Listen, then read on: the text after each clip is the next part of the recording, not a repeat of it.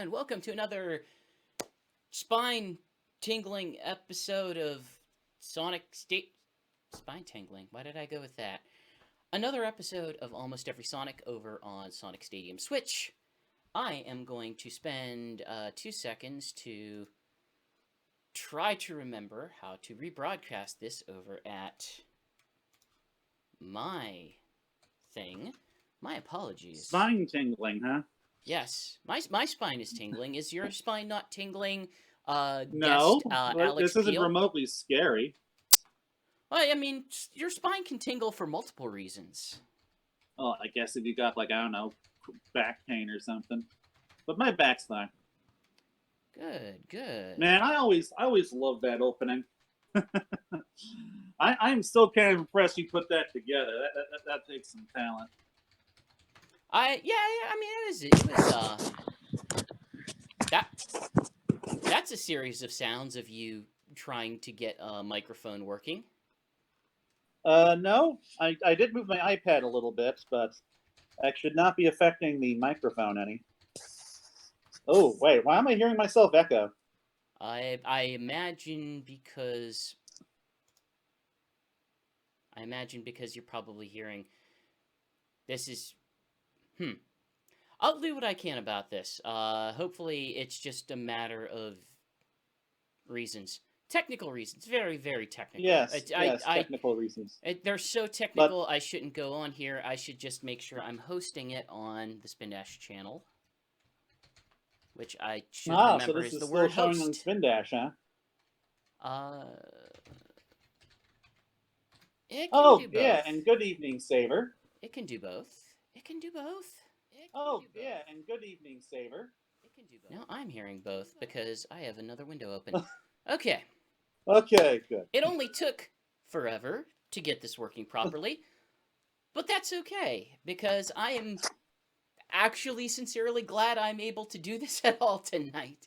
Forever? Man, so, like, is that as in 3 minutes, or have you been working on this for a while? Let me put it this: I am just, I am happy that we're able to at all, just because there has been an awful wind over here today. Obviously, nothing life concerning, but enough that it's like, okay, is the power gonna go out? Is the power gonna go out? That sounds really like what was happening to me last weekend with Ada. My parents are driving around doing their errands today, and there's places where the power is out. Over at their friend's house, the power is out. A tree branch in my neighbor's yard fell, is how bad that the wind is. Not a small one, like a big one. It's been a weather. Yeah. I mean, I live in South Florida, so I'm well aware of how bad wind can be. So, yeah. I mean, I'm perfectly fine, Saber. I'm just worried about, like, everyone else around me. So, last week, Reef and I had started Sonic Colors over here now on Sonic Stadium. Yeah. And that was fun. I learned some things about that game. I remember very few of the controls. In fact, I'm going into this today still remembering very few of the controls. Again, my brain is thinking, oh, right, GameCube. Oh, I'm not playing with GameCube because my Wii U does not support GameCube controllers except for only Smash Brothers. So yeah, we're going to be dealing with that. We're also going to be dealing with the fact that this game, while I'll say well-intentioned, does not have particularly good writing, and it really thinks it's funny, and it's not especially funny with the minor exception of Mike Pollock talking in the background continuously. Yeah. That part is extremely funny. Everything else is... I'm sorry, my sound is like getting really weird. Whenever I'm talking, like I'm hearing myself come in over my own headphones. It's a little distracting. There's very little I can probably do about that at this point, unless you are Uh, somehow. I am looking at Voice Meter Banana. Say some things. Sonic Stadium, 20 years of. Follow us, sonicstadium.org. Okay. H7YAFT2. Okay, what I am getting is that you are seeming to do a thing. You are in fact never mind. It's not important. It's not important. Okay, so it's an issue Technical. on my end, I assume. I will attempt to. No, it's probably on my end with Voice Meter. Okay, It's a complicated program. It's I difficult will to. do my best to ignore it. Sure. Hey, guess what? You get to live the life that I live whenever I have to edit podcasts. Which is to say, Yay! you get to I listen get to to your be in own hell for the voice. next 2 hours. Okay, let's go ahead and switch over to the game. So yeah, aside from when it comes to like Sonic Colors, obviously the only good writing is the stuff Eggman says when you're running through his theme park. Is what I was trying to say earlier. Like he's got a lot of funny lines there, and I kind of wonder how much of that was just Mike Pollitt. What's the word? Ad libbing. I don't know. Some of those are like straight up jokes, unless he is a comedy writer of sorts. That I don't know. Some of them seem well scripted. I mean, we'll say. the handful of times I've seen him.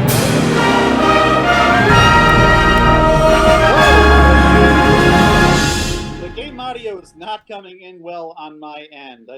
That clearly that has not been perfected yet. I know that's not how the stream is hearing it, but that's how I'm hearing it. I'll take a look whenever it actually gets into the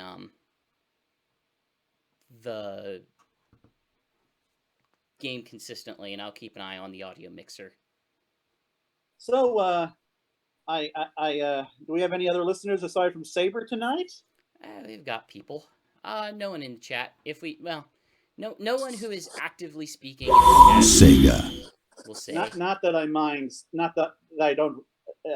Not that I don't like having Saber. It's always nice having familiar faces around here.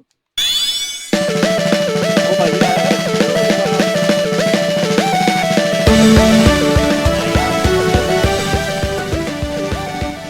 Okay.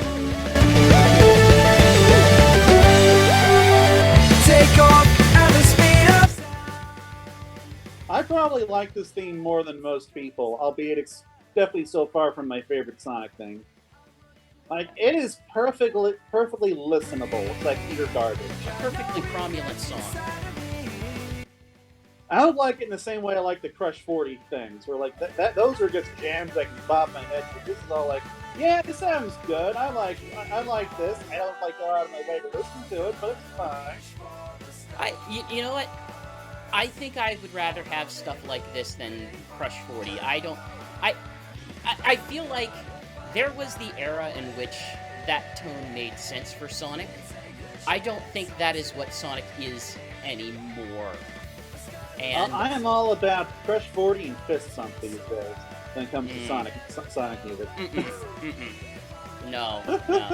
I would take this, and I would take the theme of Sonic Unleashed 100 times over before I would say, oh no, we definitely need a lot of wailing guitars in this game about an anthropomorphic cartoon hedgehog. In fairness, Bowling for Soup did Sonic Unleashed, and Bowling for Soup is like a legit, really good, high quality band that I think has like had number ones and stuff. So I'm not sure if that's fair. I mean, the real answer is, above all of them, I would still take, what is the proper name? The Power Potions? Hyper Potions. Hyper yes, Potions. I do love Hyper Potions, but I tend to put that kind of music in a different category from this music. I don't know. I don't necessarily need vocal music for Sonic anymore. Like, there are circumstances whenever I hear, like, this menu theme and I'm like, okay, why did we have the big intro with Cash? What was it, Cash Cash? Oh, yeah, I think they did do that, didn't they? I think they're Yeah. also a major band, aren't they? I don't know if they're major. I know literally nothing about music. Well, I think I heard about Cash Cash before Sonic Colors exists, so Let me that put it would make them major in my book. Let me explain getting where them I'm mixed up. at with my understanding of music and culture. I've been watching Desert Bus for Hope, the charity stream, for the past 48 hours to 50 hours, and they had a quiz on for like, okay, is this a song that Neil Cicierega used in one of his Mouth Sounds albums, or is this one of the songs that Weird Al used in one of his polka combination or polka medleys? And I got 100% on that. And some of them were like, oh, it's in both. It's in both. That's where I'm at with my musical knowledge. If it's in something that is not actual music, well, that's not fair. Something that is not culturally relevant music, I got it. If it's culturally relevant in any way whatsoever, I have no clue what's going on with it. My musical knowledge is just this random scattershot nonsense of whatever the heck I decided to listen to on a given day. Like, I don't know why I listened to the Twisted Sister, but at some point I just went through a Twisted Sister phase in the late 2000s, and then I was like a Billy Joel phase, and then there was like I was a big Jimmy Buffett guy back in like the early mid 2000s. Alex, like I was a Parrot Head, Alex, man. Alex, What? Alex, what? We're gonna get Spike Wisp. We're gonna get Spike Oh, Wisp. we're gonna get the worst Wisp. No, we're gonna get the best Wisp. The best Wisp and the worst stage. I'm okay with it. Planet Wisp might be like my second least favorite stage. I mean, in fairness, this is Sonic Colors, so I don't really have any stages that I hate, but this is probably one of the more annoying ones for me. Although I don't know how much of that is just leftover trauma from Sonic Generations. Oh, no, darn it. Okay. Hey, Chad, if you have any feelings about the audio mix, please be sure to let me know, so I can bump it properly. Yeah. Like, hopefully it's just bad with me personally. I assume that you jerry-rigged something so that I could hear the game audio, and that's probably why I'm hearing myself. That would be the case, yes. Oh, I do like this soundtrack, as even though it's coming in kind of sporadically. Yeah, it's pleasant. It's pleasant. I think the weird thing I'm dealing with at this point in the stage is, well, aside from that, is the fact that, okay, jump. I'm using the wrong button to jump. Okay, oh, B, okay. B, I think, is boost. A is jump. As I said, I need to relearn all of the controls from last week. I don't really understand why you weren't just using the Wii remote. Like, that's what I did. It's comfortable for me. I just prefer the way that this feels. Like, Like, I don't even think I used the GameCube controller back in the day. Like, are you talking like Wii Remote and Nunchuck, or like what? Wii Remote and Nunchuck. Okay. I was like, thinking, that's really simple, really easy.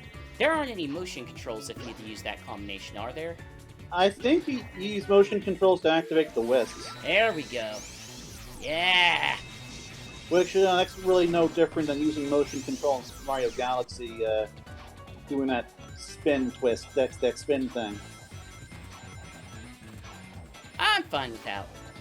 I like finally being able to have my, oh, I thought I would go on that rail. To finally have my wall spin dash boy. My bright neon pink wall spin dash boy. Now, why couldn't Sonic Unleashed do that? Because have you mashed the A button instead of, like, they did a random for the Wii combination of buttons whenever you pick whenever you need to go through a QTE. As I kind of said, they did, but only in the Wii version. Yeah, I haven't played too much of the Wii version. I want to beat it, but I got stuck on it, and I guess haven't really felt like getting unstuck with it. So, the issue with the Wii version. Ooh, I can use Rocket here. Doesn't make sense to use. Well, I guess you're supposed to use Rocket there. I don't know. That was weird and fun. The issue I have with the Wii the issue with the Wii version, we'll say, is that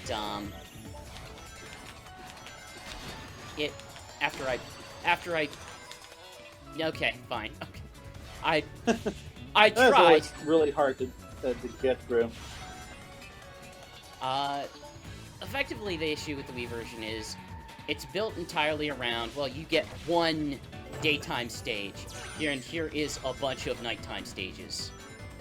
Like, it's not yeah, but the nighttime stages are shorter than the one nighttime stage you get in the HD versions, and so it kind of balances out. I wouldn't say that balances out. It's a different relatively kind of to the HD version, anyway. Like, personally, I would prefer multiple shorter acts of the Werehog versus one really long one, where if you lose all your lives, you get game over, and then you have to start over. Yeah, red ring.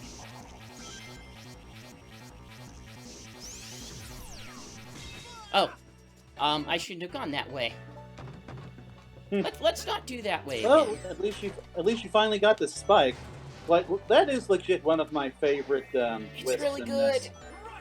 It's so good. Although I don't think there are any Wisps in this I don't like, because they're all functional, they all work, and they all just serve to either unlock paths or help Sonic like navigate the stage. The one like, I'm not. These are what power-ups should be.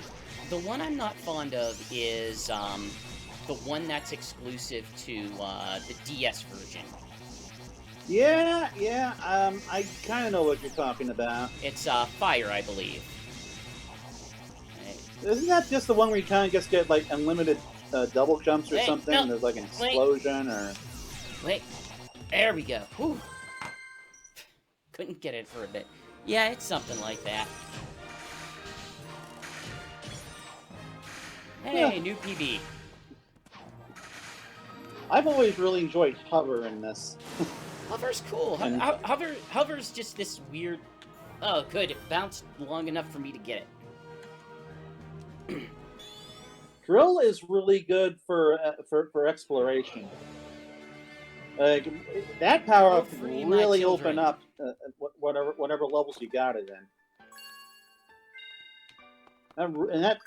This is probably one of the few, I guess, 3D Sonics that you can really do a lot of exploration in. Albeit it's primarily like 2D exploration, but still. Well, that meant new music. But man, I remember when I first played this game, because this was the very first Sonic game that I ever actually got to try early at the Electronic Entertainment Expo back in 2010. And like, typically E3 demos can be like really rough, especially when they're not coming out for 6 months. They'll be like glitches. There will be some serious frame rate issues. But Sonic Colors, even like at the time, was just remarkably polished. Yeah, Like, it had some minor frame rate niggles, and I think that there may have been some issue, some like a controller thing that I didn't care for that they fixed later. But by and large, like it was really good even then. It's What were you gonna? yeah, it's solid. Like, it's a consider what it was up against, or what it was kind of going up against. Like, this came after there were 4 games that would be broadly that you could, in the broadest sense, consider like I don't want to say mainline Sonic games because that's not the proper term, but like games in which you are Sonic, in which you are playing as Sonic navigating a world, like Sonic action games, we'll call them. Sure. Non-racing games. Sure. This is why we all just say mainline, Chris. That's why, yeah, sure. Well, the problem is, like, I think you could make the argument to say, well, is Black Knight and that other storybook game mainline, or are they spin-offs? At the time, I absolutely considered Secret Rings to be a mainline game. Like, now I'm less inclined to do that, but I mean I get what you mean. But let's just say Sonic platformers. Yeah, Sonic platformer, sure. I'm trying to think of where I was. Yeah, this game came after a lot of failed attempts to make what Colors is, but Colors kind of Colors feels like the result of them figuring out how to make this type of game after trying several times. You don't. Yeah, this was by far like the most polished, boost game aside from Generations. I don't think you get Unleashed without Sonic and the Secret Rings, and I don't think you get Sonic Colors without Unleashed. Effectively. Well, what about Sonic Rush? That's a tough one. I've generally considered it a precursor to all those games. That's a bit of a tough one, if only because of the fact that it is a Dimps game. Yeah, but like I'm sure it influenced Sonic. We've got Nick Strife in the chat saying, sadly they changed the formula afterwards. The thing is, like, they've experimented, but I think if Sonic Forces is any indication, they haven't really changed the formula that much. It's just a question of, like, how well have they executed on that formula? And Sonic... They changed the formula, like, for one game with Lost World. Yeah. And that was... We'll call that an unsuccessful but interesting experiment. I like the idea of Lost Worlds. I don't necessarily like the reality of Lost Worlds. But, there's just a lot of things about this game particularly that I appreciate. That it's... How should I put this? Sonic Forces felt like it wanted to be a big game, but without the bandwidth to be a big game. Sonic... I mean, it certainly doesn't have the open level design of Colors. No.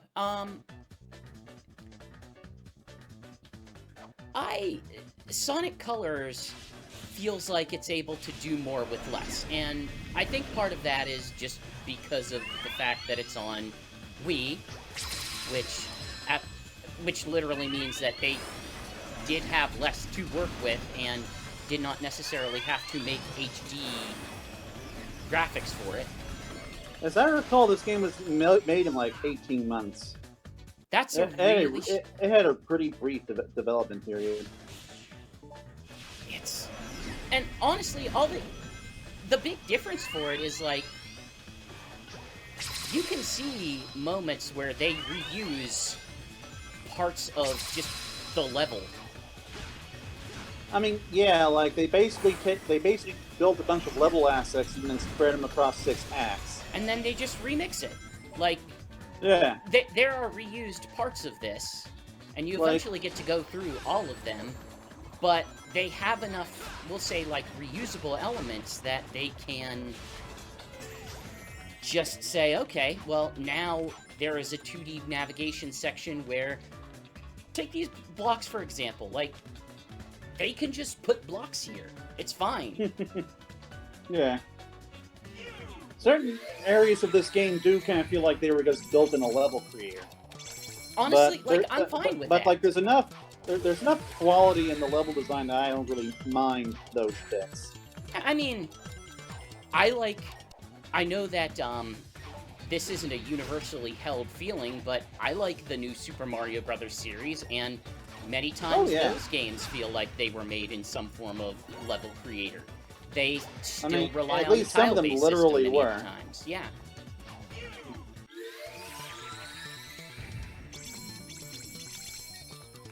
It certainly feels a little bit old, but... Whoops. I can do this. I am okay at games. I am good at video game. Watch me have a video game and be action in it.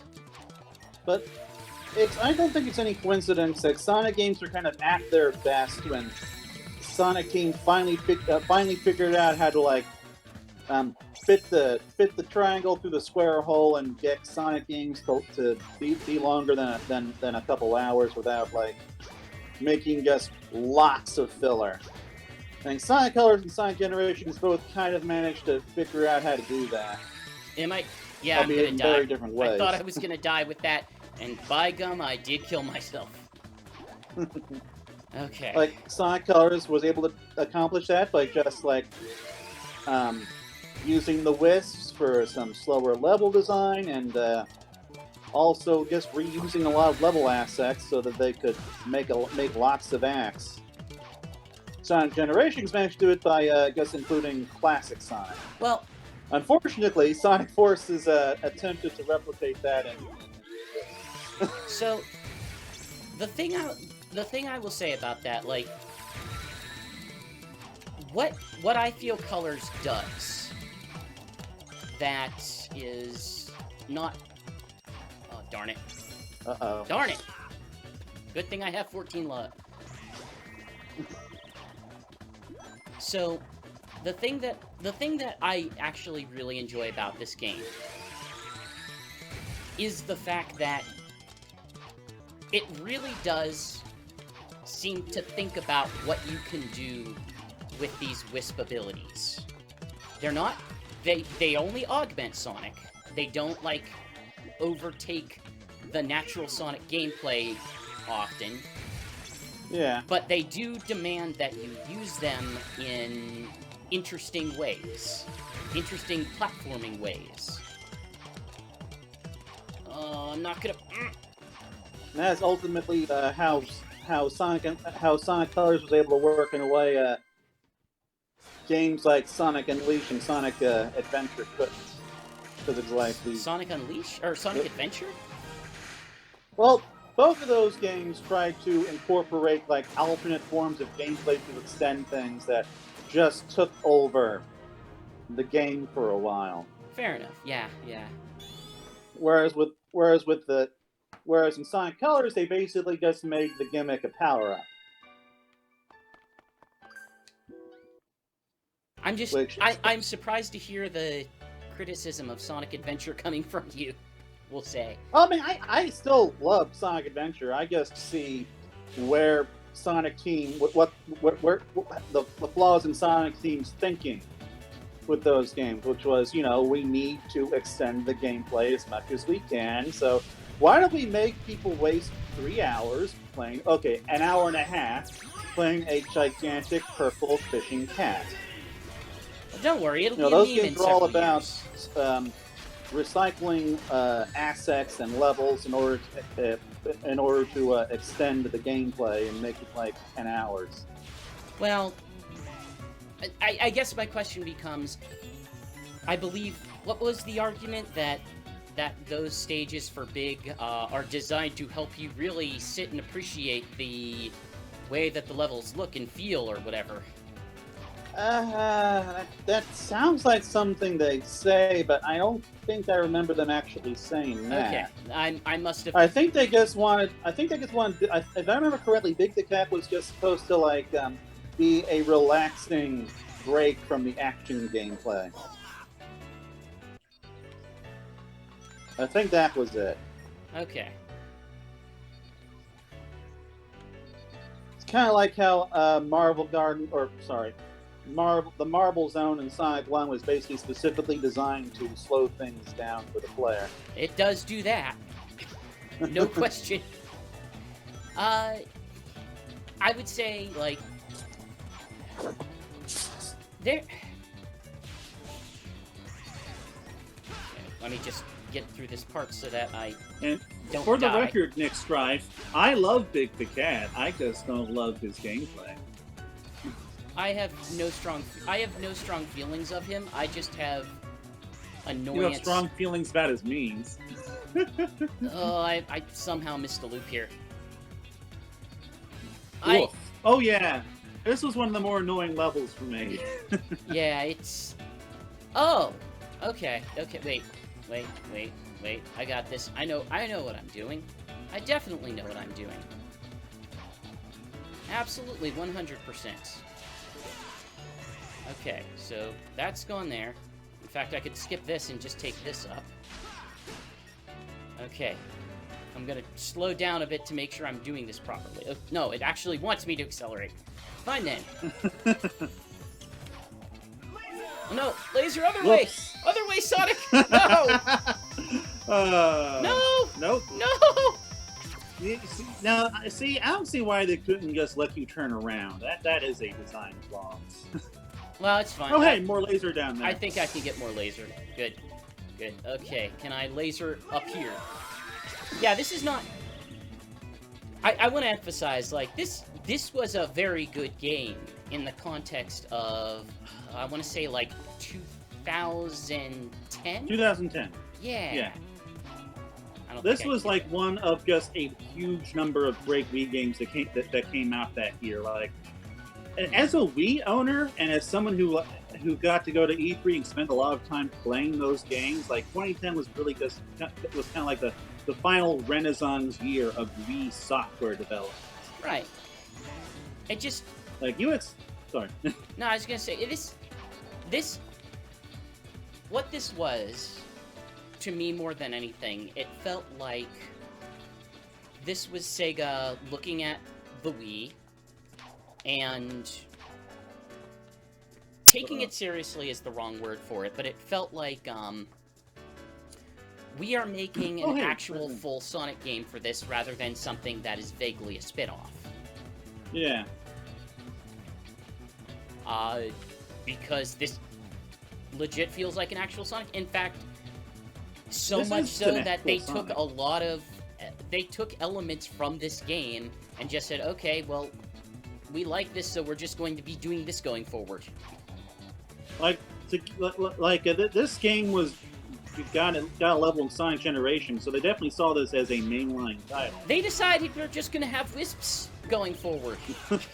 It's like, okay, I guess... Yeah, even when you don't really need them, which I don't really think Lost World needed them at all. Like, that had enough mechanics platform mechanics as it is. Oh, okay.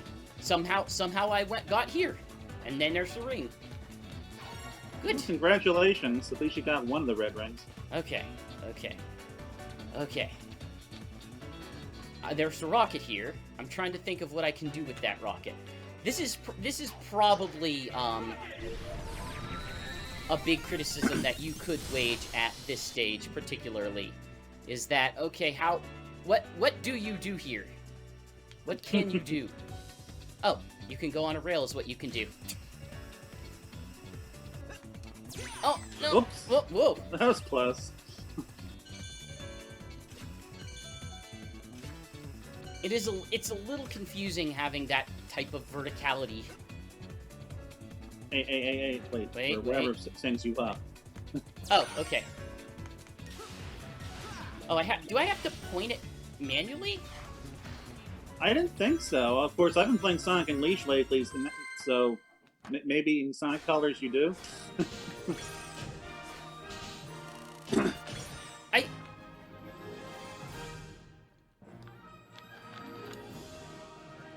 I think, like...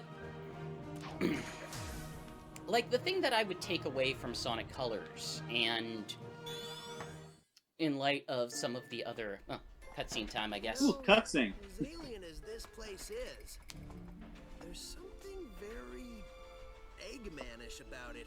I think he's transforming it somehow, making it part of his theme park. No. Attention guests, if you can hear this message, you are trespassing in an area still under renovation. If you are not a robot, please return to the main park areas and ignore At least he's nice about it. seen here. Thank you. It looks like the theme of his park is universal domination and the conquest of alien races. It's more than No. a theme, it's a reality. He's using them like some kind of living intergalactic gasoline. That's pretty low. Even for To a be space fair, holiday. gasoline is also based on living things, we'll say.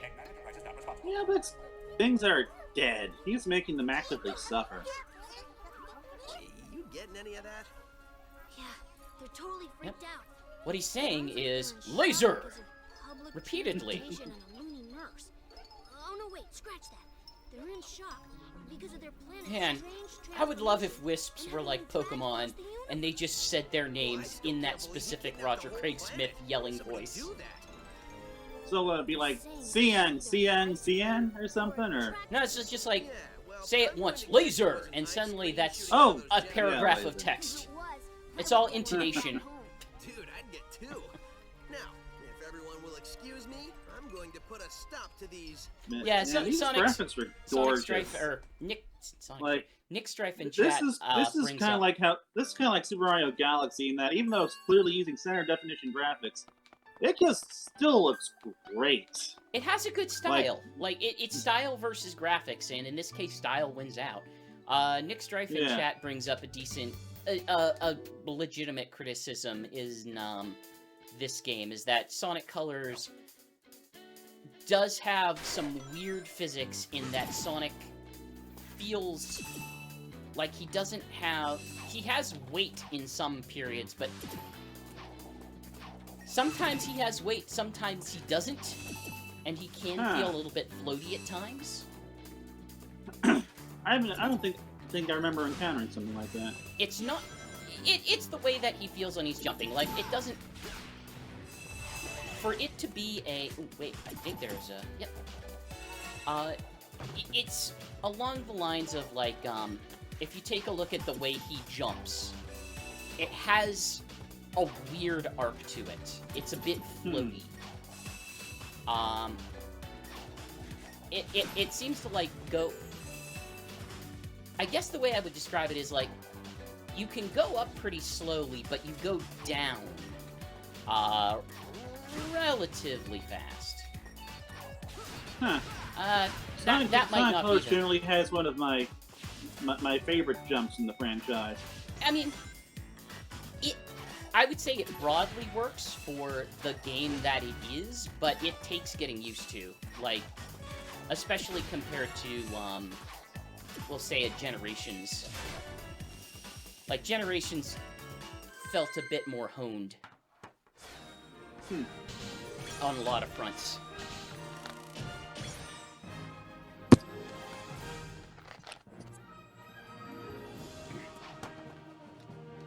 Well, gonna kill those scores or what? I've been Aw. using it as an opportunity to drink more, delicious Dr. Pepper. Non-sponsored stream. Ooh. Personally, I'm more of a Mr. Pibb guy myself. No, I'm kidding, actually. Root beer is superior in every way. I think you mean Pib Extra. Get with the times, Grandpa. Ooh. Pulled myself Nah. out of that one. That's right. They don't call it Mr. Pibb anymore for some reason. The thing that always gets me about Mr. Pibb is, anytime I see an actual bottle of it and not just something at a, movie theater or, fast food place that doesn't serve Dr. Pepper but serves Coke products, it's referred to as spicy cherry soda. Really? That's what it's referred They to. call Mr. Pibb spicy cherry soda. That is what it's referred to as. Oh, wow. Which, You I know, mean, one thing I like about this game that they added is those hazard signs. I mean, yeah, this... Like, no more getting blindsided by bottomless pits anymore. There we go. I didn't think to do that the first time. I was playing Sonic Unleashed a couple days ago, and I gained just a newfound appreciation for that stuff.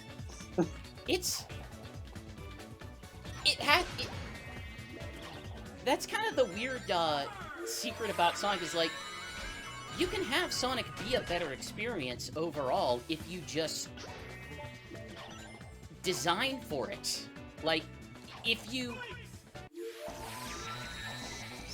I'm trying to gameplay and explain at the same time. The idea basically that you can have this fast gameplay and have it be a good experience for the player, and if you are willing to just make sure you give the tools to the player to deal with it, to not have a lot of weird bottomless pits or unexpected drops or stuff like that. It's one of the things that makes the Sonic Adventure games a lot less playable in 2020. It's just that you can die just by going off the stage at any time in those games. Like, even as recent as we'll say, and this might be a bad comparison, but like Shadow the Hedgehog or Sonic 06 or whatever, the idea that, like, they don't really...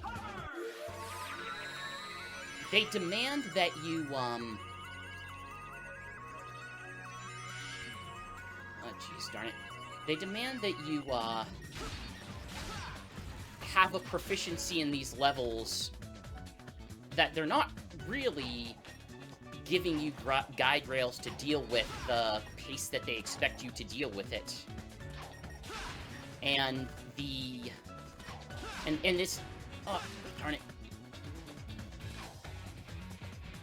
The idea...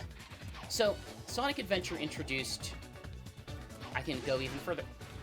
That was a bizarre tracking that it just went by half the screen. I can even go as far back as Sonic 3D Blast. The idea that there are just points where they don't give you the tools to navigate certain elements of the stage, so they don't let you. They autopilot, as Nick Strife brings up in chat. A lot of it in loops happens in the Sonic Adventure games. Heck, a lot of it in loops happens in the Sonic 3D Blast exclusively.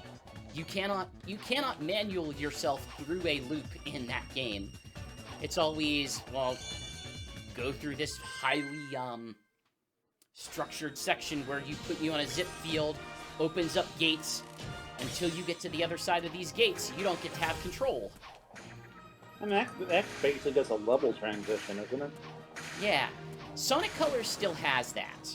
It has less of it, but it also means that... Yeah, like that carnival zone. Yeah. It has it in ways that don't necessarily feel as intrusive. And they've found ways to sort of get around that by having you do the sidestep. That at least helps a bit in the transitions to make that at least somewhat part of gameplay. Yeah. Oh, this guy again. Yeah. Yeah, that 18-month development time we mentioned. Here's one of the side effects. Yeah, but I mean, like, it's... There are several Sonic games that also do this, so... Not to this degree. Sonic Rush, I thought, had a couple, reuses of enemies, didn't they? Didn't it? I think it may have reused one boss fight near the end or something. Yeah, take that, YouTube.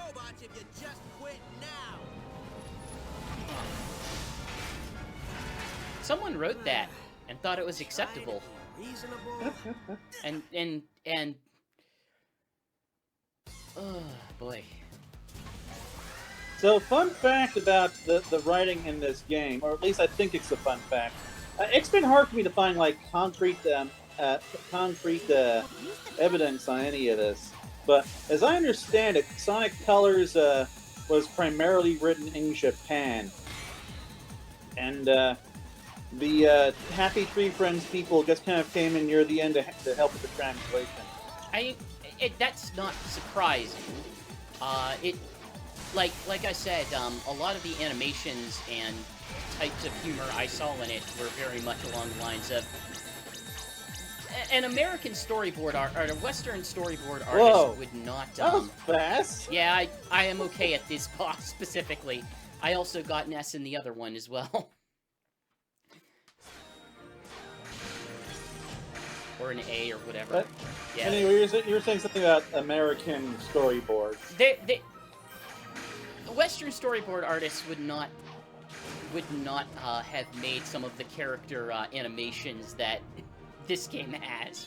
There are some in here that are distinctly like, oh, this is an anime storyboard. Wow. Sometimes I even impress myself. For a second there, I wasn't sure I was going to pull it off. Well, who am I kidding? We both knew how this would end. Are you talking to the broken robot who can't hear you? Maybe. That's between me and the robot. See, the important thing here is the alien planet is free. Absolutely. At least it's not being kissed back to life by a human princess. Right? Nope. I knew you'd say that. Oh, come on. I don't know. I stopped caring about that like a while ago. Like, I don't know. My point is, Sonic 06 was still worse. I mean, over in the Sonic Stadium. Here's the thing. You could fix one element. If you picked any one element of Sonic 06 and fixed it, everything else about it would still be bad. If it was a well-developed game with no technical issues, it would still be a bad game. If it had a reasonable story, it would still be a bad game. I honestly though, like the part that everyone remembers about it is I would like trade in the soundtrack, which is actually pretty good, make that bad, but then improve the gameplay and the storyline. And then just mute the soundtrack and like just play my own stuff over it because it's the Xbox 360 and I can do that. You know what? I'm just gonna go ahead and say it. I don't care that there was the scene where Princess Elise kissed Sonic, because it's frickin' 2020. Like, why would we be hung up on that? Why is that still a weird hang up for people that it's like, oh, this sentient creature got kissed by a human person? It's like, have you ever been anywhere on the internet? Like, that's nothing. That's nothing. It really wasn't anything in 2006 either, but it was still the time when we were making fun of furries because, I don't know. And now we're in a world where it's like, well, I don't know. We have freaking anime based on tons of anthropomorphic characters. We've had decades of cartoons that are just based around anthropomorphic. Well, I've never gotten up there before. I don't know. That's cool. I like how they decided to approach water in this game. Yeah, this is the first 3D Sonic game where water was a major fixture. And they just give you an infinite jump in it. Yeah, Great. it's... You know what? I understand the whole thing of like, hey, Sonic can't swim, haha. And I understand an element of platforming, but that was never actually fun. It always felt really punishing. No, so, I'm not going to say that Elise is a good character in any way whatsoever. No, she's awful. She's this weird Final Fantasy character who has no place in any Sonic universe. She has no personality. Ooh, can I do this? She is, Darn it. She's Meg, except like what they say Meg is. Instead, Wait. What Meg are we referring to? the Family Guy Meg. Oh. Except like I don't know. What they say, what the characters in Family Guy say Meg is rather than I don't know. I guess I can't do this because I used up my laser to do whatever I did up there. But it's the same voice actor, so I was attempting to make a joke, but now I feel bad. Oh, is it? Something. I don't know. Is it actually the same voice actor? Yeah, well, the original Meg voice actress, like not the newer one, the one from the first few seasons before Family Guy just became awful. And among the awful things they did was they literally they're just outright abusive to Meg for some reason. I mean, well, one of the issues that I'm facing is like I haven't watched Family Guy or regularly thought about Family Guy in a rather long time. So remembering things about it is not easy for me, we'll say. Now, it's strange though, because I'm still pretty okay with American Dad. I don't that's generally the widespread opinion is that American Dad is the only good one now. And I do agree with that. Like, Family Guy has not been watchable in about a decade now, I think, but from what I've seen of American Dad, it's still pretty solid. I think American Dad still has the issue where it feels like it has to escalate in being controversial, because that's kind of the problem. Family Guy did it, but they did it in like a vertical jump. It's like, oh, look how controversial we can be all the time. Never mind that it doesn't make a whole lot of sense and actually makes every character in this series just completely unlikable and unrelatable in any way. Yeah. American Dad still gets a little bit of that, but not to the pace. It confines that all to Roger for the most part, which helps, like, at least keeps the other characters from being absolutely irredeemable. Sometimes. Man, we're actually talking about Seth MacFarlane cartoons on a Sonic Colors stream. But we're keeping it appropriate, so I guess it's fine. Topic of Silver came up in chat. In chat. Wait. Ian Flynn I can did Silver justice, and he is the only reason why I'm happy Silver I'm exists. an idiot. I'm an actual idiot. Yes, you are. That was the wrong thing to do. Like, I absolutely love Ian Flynn's characterization of Silver. And that Sega actually lets him do it gives me hope that maybe we'll see that in the games one day.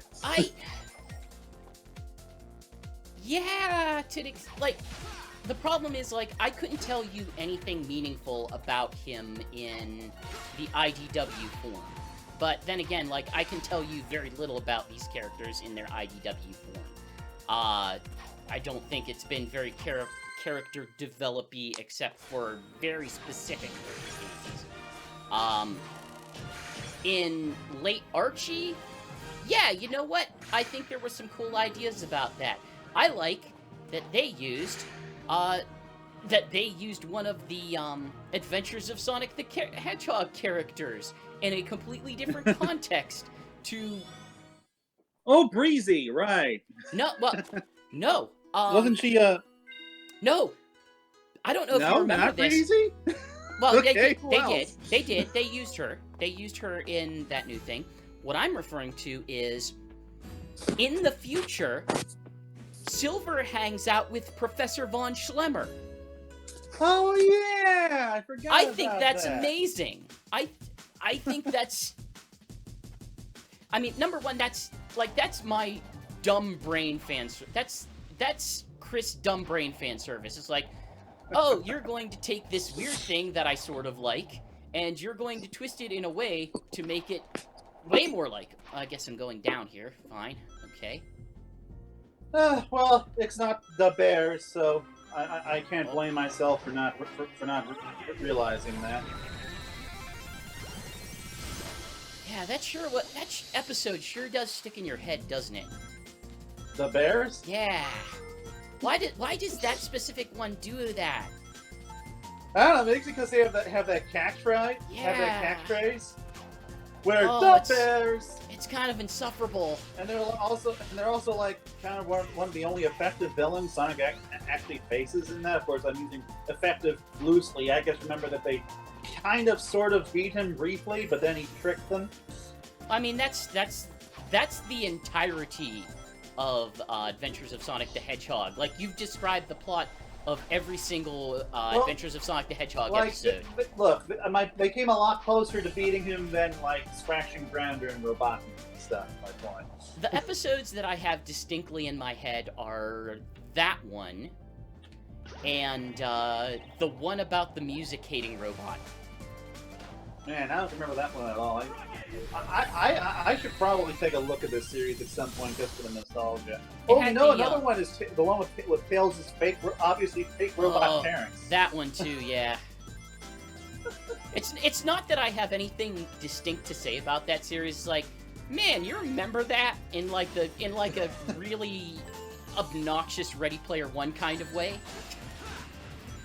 Honestly, there is a chance I might actually like the series more now than when I was a kid. Because when I was a kid, that was like just kind of sloppy set and Saddam, you know. It was. Yeah, well, so the word irony gets thrown around a lot these days, but like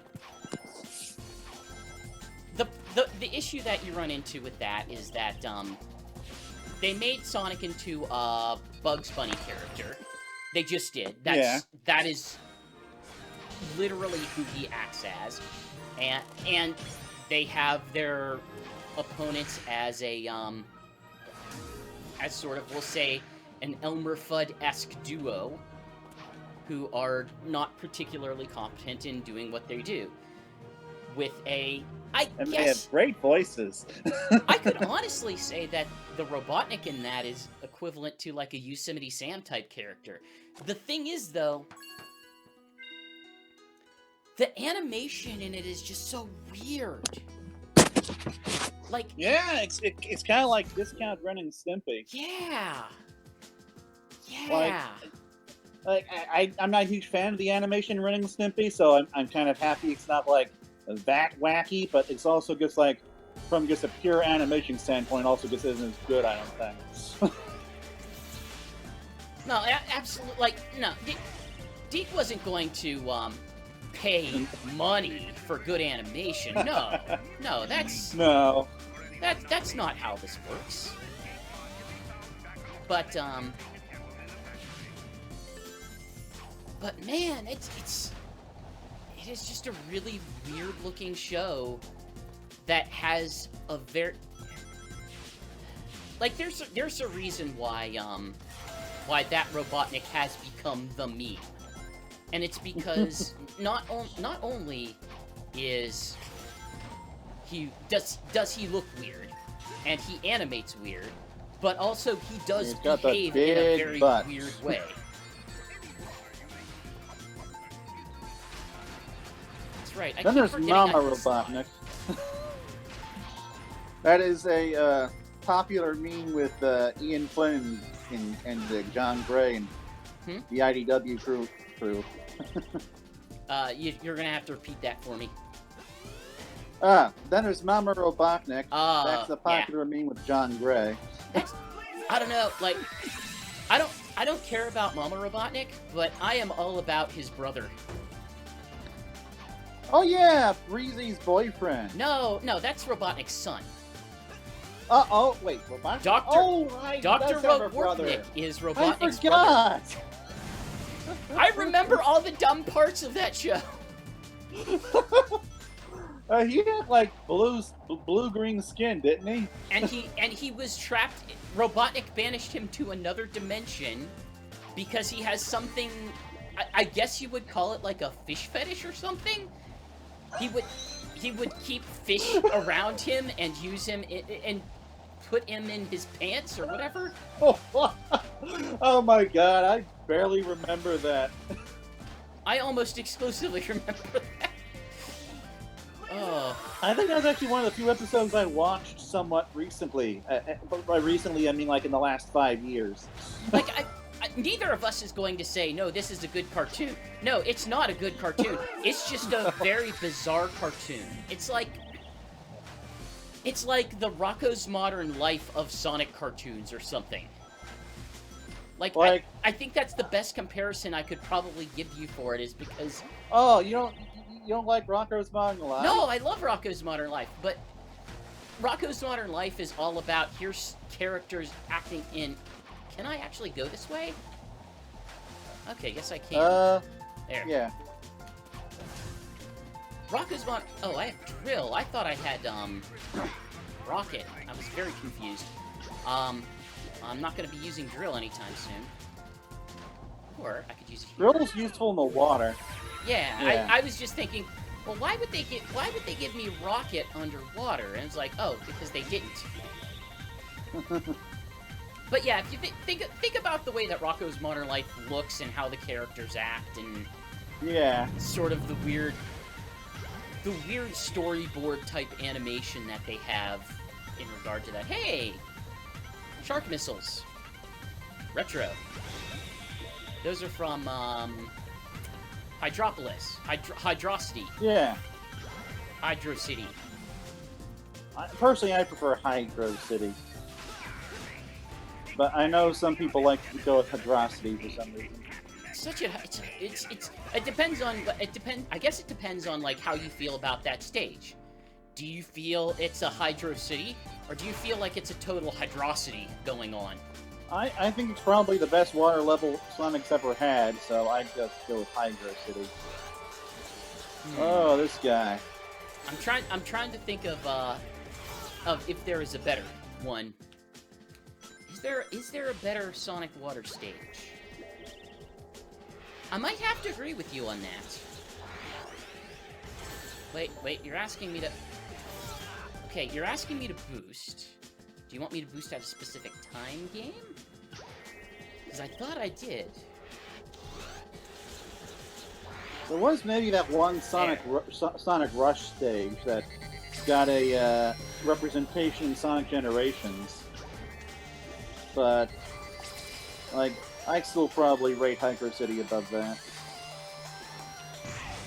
But anyway, regarding Adventures of Sonic the Hedgehog, like, I can watch it, but I'm not sure how much of that is just me feeling nostalgic. Ooh, this is... I keep wanting to jump to avoid him, and I know the game will not let me. I would definitely hesitate to call that a good show, but it's just a show that I could watch. Sonic Boom it ain't. No. Sonic Boom is a sitcom. Like, that is the actual genre that it is. I guess that's accurate. I never thought of it that way before. Like, Sonic Boom is... I would say Sonic Boom is almost Seinfeld, where Newman is Robotnik, or something. Except instead of, like, them shaking their hands and screaming his name, they just constantly beat him every episode. So who would be the soup guy in this contest? I don't remember that part of Seinfeld. I think that basically gets me the character that popped up once, was iconic, Vector? And everyone still remembers it. I guess maybe the walrus lady who keeps screaming "baby." Like, we all remember that, don't we? She's almost like the Helen Lovejoy of that series. Oh, somebody, please think of the children. I am currently unsure whether or not I like Sonic Boom more than Sonic Satam, though, because I watched a bunch of that recently, and I actually like it more than I did 5 years ago, so I don't know. So this is how I would think of it. Pardon me, aside from my coughing. Sonic Satam did something for that era of animation that very few other cartoons were doing in its sort of tone and style. Sonic Boom is just sort of a mostly good version of something that's already out there. Yeah, I can see that. Like, I've been brainstorming some articles for Sonic Stadium, and I do often find myself thinking of Sonic Satam in the same context as Gargoyles, which is Like a little surprising.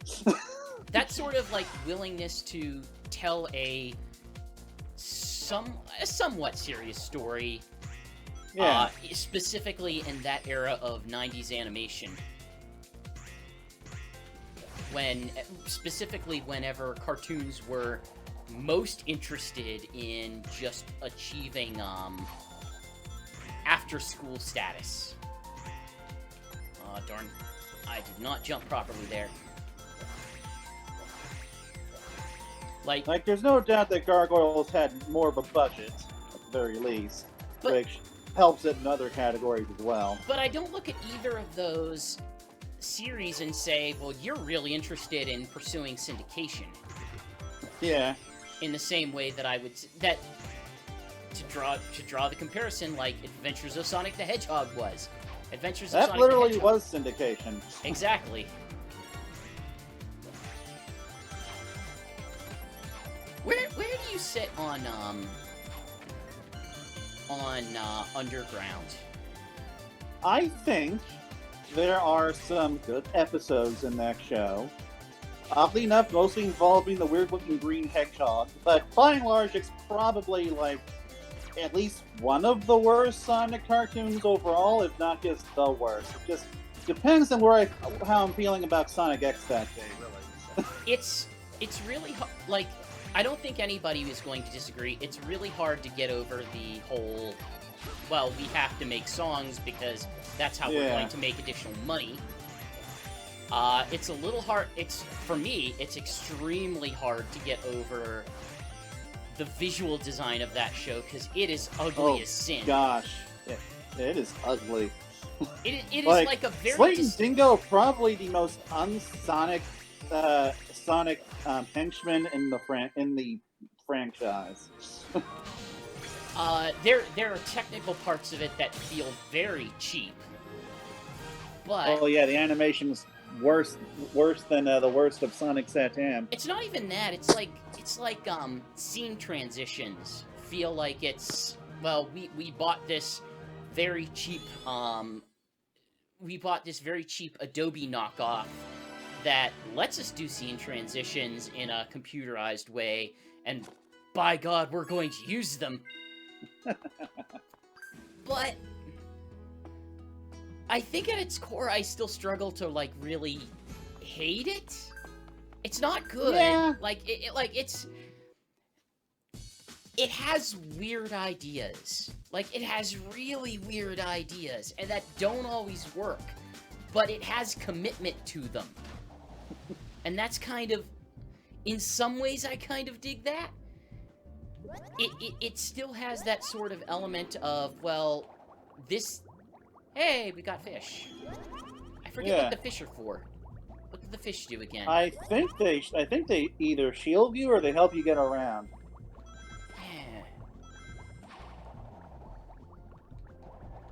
Yeah. It's not letting me track. Maybe I can't do that underwater in general. Maybe they just give me air.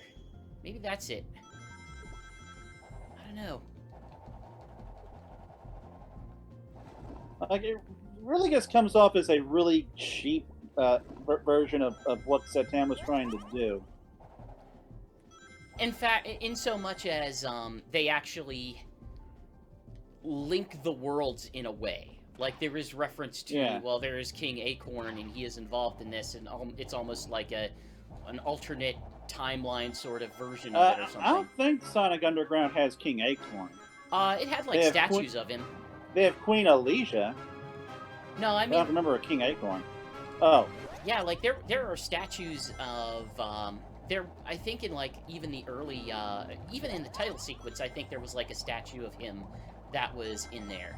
huh. I don't remember that. I'm gonna take a look.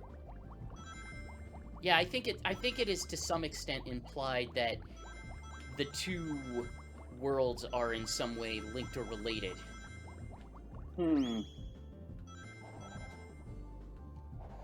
But I don't know. Like, I know that they did have a couple writers from Satam come over in a cattle call, but that's like that, and like maybe sharing some designs with Satam, like Robotnik in particular, I think is about as far as it went. yeah, I would say, like, darn it. Ooh. There is something I still really like about the we'll say the premise of those particularly two shows. The idea that Robotnik as an entity has won, and it is the sort of ragtag group that has to fight to take things back. Like, I don't mind the premise of Sonic Forces. The problem is, Sonic Forces is like, well, now this happened, a year later, oh, darn it. Whoops. So, Sonic Forces is very callous with the way that it gets there. But Yeah, what it does with it is not a bad idea. like with Sonic Satam, the characters have all these like emotional reactions as they like remember what they've lost and Yeah, it's who they've lost. And Sonic Forces has none of that. Just like Tails has lost it. but yeah, it's like, well, so here's the reason why I kind of like this, and admittedly, it goes into, well, it goes into some things that I actually do not like, but it depends on if they're done well. Sonic as a character makes more sense whenever in being an actual sort of rebel. Yeah, whenever he's rebelling. Because if you try to take this Sonic that we're playing as, like, right now, and extrapolate that to, okay, who is this character? What is his day-to-day life? Like, he doesn't make a lot of sense. Like, he just sort of like, okay, is this some sort of weird drifter vagrant, or like, what's his deal? And the answer That's is, what I've always assumed, is that he's basically just a homeless person who can run really fast. or just like you can be a drifter with, well, I guess you can. I mean, I don't think it's ever been established that Sonic lives anywhere. Like in Sonic Adventure, we got to see him sleeping underneath a tree. It's established Tails has a lot of places where he lives or does things. Yeah. Occasionally those houses are shaped like him for some reason, but sure. Actually, wait a moment. Did Sonic have a house in Sonic Battle? I don't believe I don't so. remember. I think he might have, actually. Well, anyway, that's the impression I got from the adventure games. Anyway, was he's basically just a vagabond who travels travels wherever he feels like it, and sometimes fights the bad guys. yeah, it directs him. Like, it gives Sonic sort of purpose rather than, well, I exist in order to how should I put this? Let's make the Mega Man comparison. Like, Mega Man is designed to sort of be, whether you consider him one or not, he's designed to sort of be a I died. He's designed to sort of be at least a little bit of a tragic character because he is primarily a domestic house robot who has to kind of take it upon himself for the sake of his family, become this this destruction machine to stop his robot brothers from evil. In that sort of like Astro Boy kind of way. And ooh, I just saw a drill. I want that drill because this is a very open space that I want to navigate very quickly. Let's figure out what I can do here. Anyway, yeah. So Mega Man is a Mega Man's rooted robot of peace that is forced to become a robot for war in order to defend the world. Yeah, Mega Man's rooted for somewhere. He has purpose, and like he exists for a reason and is rooted to people and places. Whereas Sonic is just sort of, well, it's a very small world, and I'm going to encounter this group of, I don't know, what, like 14 people in the course of one story all of the time, because these are the... But otherwise, I'm just going to be places. But yeah, I think if you even like look at the early story treatments for the Sonic games, he often had a bit of a rebellious streak to him. But there's it fits it. It doesn't make sense to just have, well, I am goofball snarky in it doesn't make sense to just have a Han Solo without having the Star Wars. Like, without that world being what it is, having the dashing, sarcastic rogue would not make a whole lot of sense. Like, it needs that sort of world for him to actually push against. I think Sonic can work rather well as an adventurer. Like, more in the context of, say, Indiana Jones or Drake from Uncharted, where they're just like exploring the world and they have to fight bad guys along the way. Yeah, it's just not really. But certainly, like, they don't do that with him. Sonic, like Sonic, Satam, and Archie, and all that stuff. Like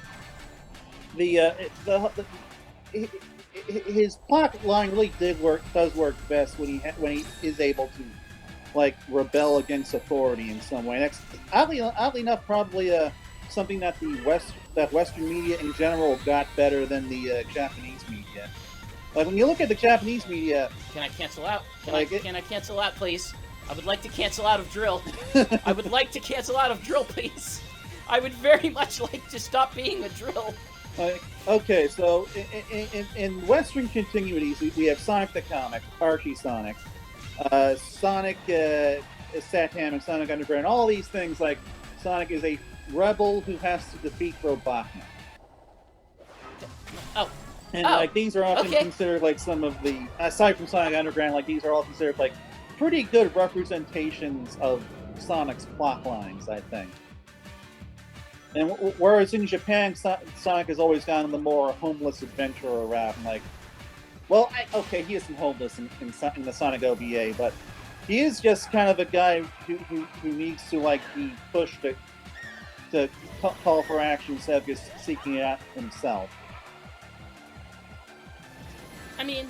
Yeah, I stopped making sense in the middle of that. No, it's fine. It's like, I think what you're getting at is, like, he is the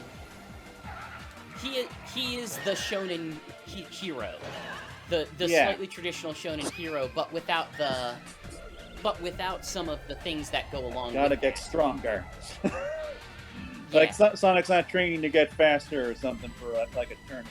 Like, I think of One Piece. Like, even in One Piece, the characters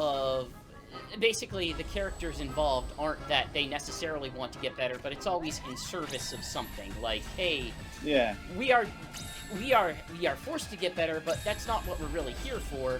We're here because pirates, adventure, freedom, etc., etc.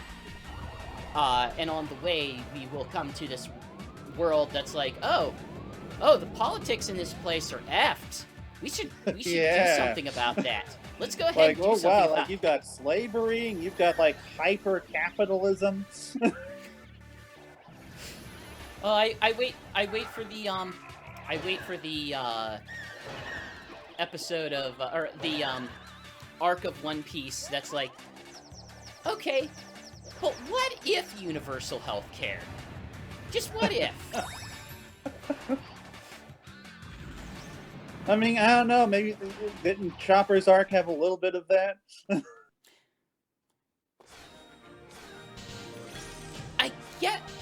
I don't know, like, It's been a while, but there's room for I feel like there was a little bit of that. In there's there. room for interpretation. There's room for interpretation. So I've honestly kind of low-key considered One Piece to be kind of libertarian in its ideals. Oh, Like- I don't know if it's that low key. Like, you know, you've got all these powerful individuals fighting the big bad world government. Yeah, I don't think there's subtext there, Alex. I think it's just text. And a little fish. But One Piece certainly also has its socialist subtext as well, because like socialism has lots of great things. No bounds. I don't know if it necessarily has that. I think it does have the it certainly does have the concept of, well, but there are good governments though, aren't there? And I mean that has this is getting into a conversation that doesn't really belong on the Sonic Stadium Twitch. Yeah. This is yeah. I mean, I don't know, we're at least kind of speaking broad concepts. Does rather Sonic than, believe like, in a saying anything all universal that basic controversial. income? I will say No. that One Piece, Let's at the not. very least, sees local government as good. Anyway, we'll... Oh, I can jump. Oh, Also starting I an jumped Asteroid off coaster. the coaster. This is my favorite Sonic Colors level. Oh, I jumped off. I both really enjoy the visuals in this. I enjoy like the gimmicks and level design. Like, it is easily, I guess, my favorite level in the entire game. There are some of the early ones I think I prefer over this one. Like Starlight Carnival might be mine. Well, Starlight Carnival is more is kind of like more style over substance to me. Like, it looks great visually, but I prefer the level gimmicks here. That's fair. It's fair. The weird Void and Frenzy. I enjoy Frenzy at the very least. Frenzy's. I apologize. Oh, except for the fact that he is borderline uncontrollable. You guys gotta be a little more subtle with your movements. Yeah, I should stop trying to push forward and just use left and right.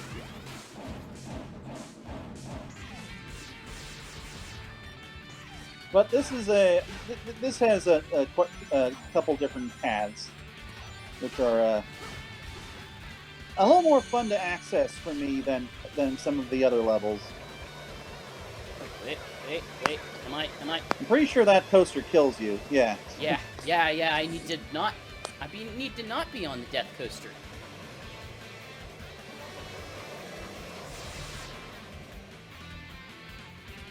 Let's ride fans instead.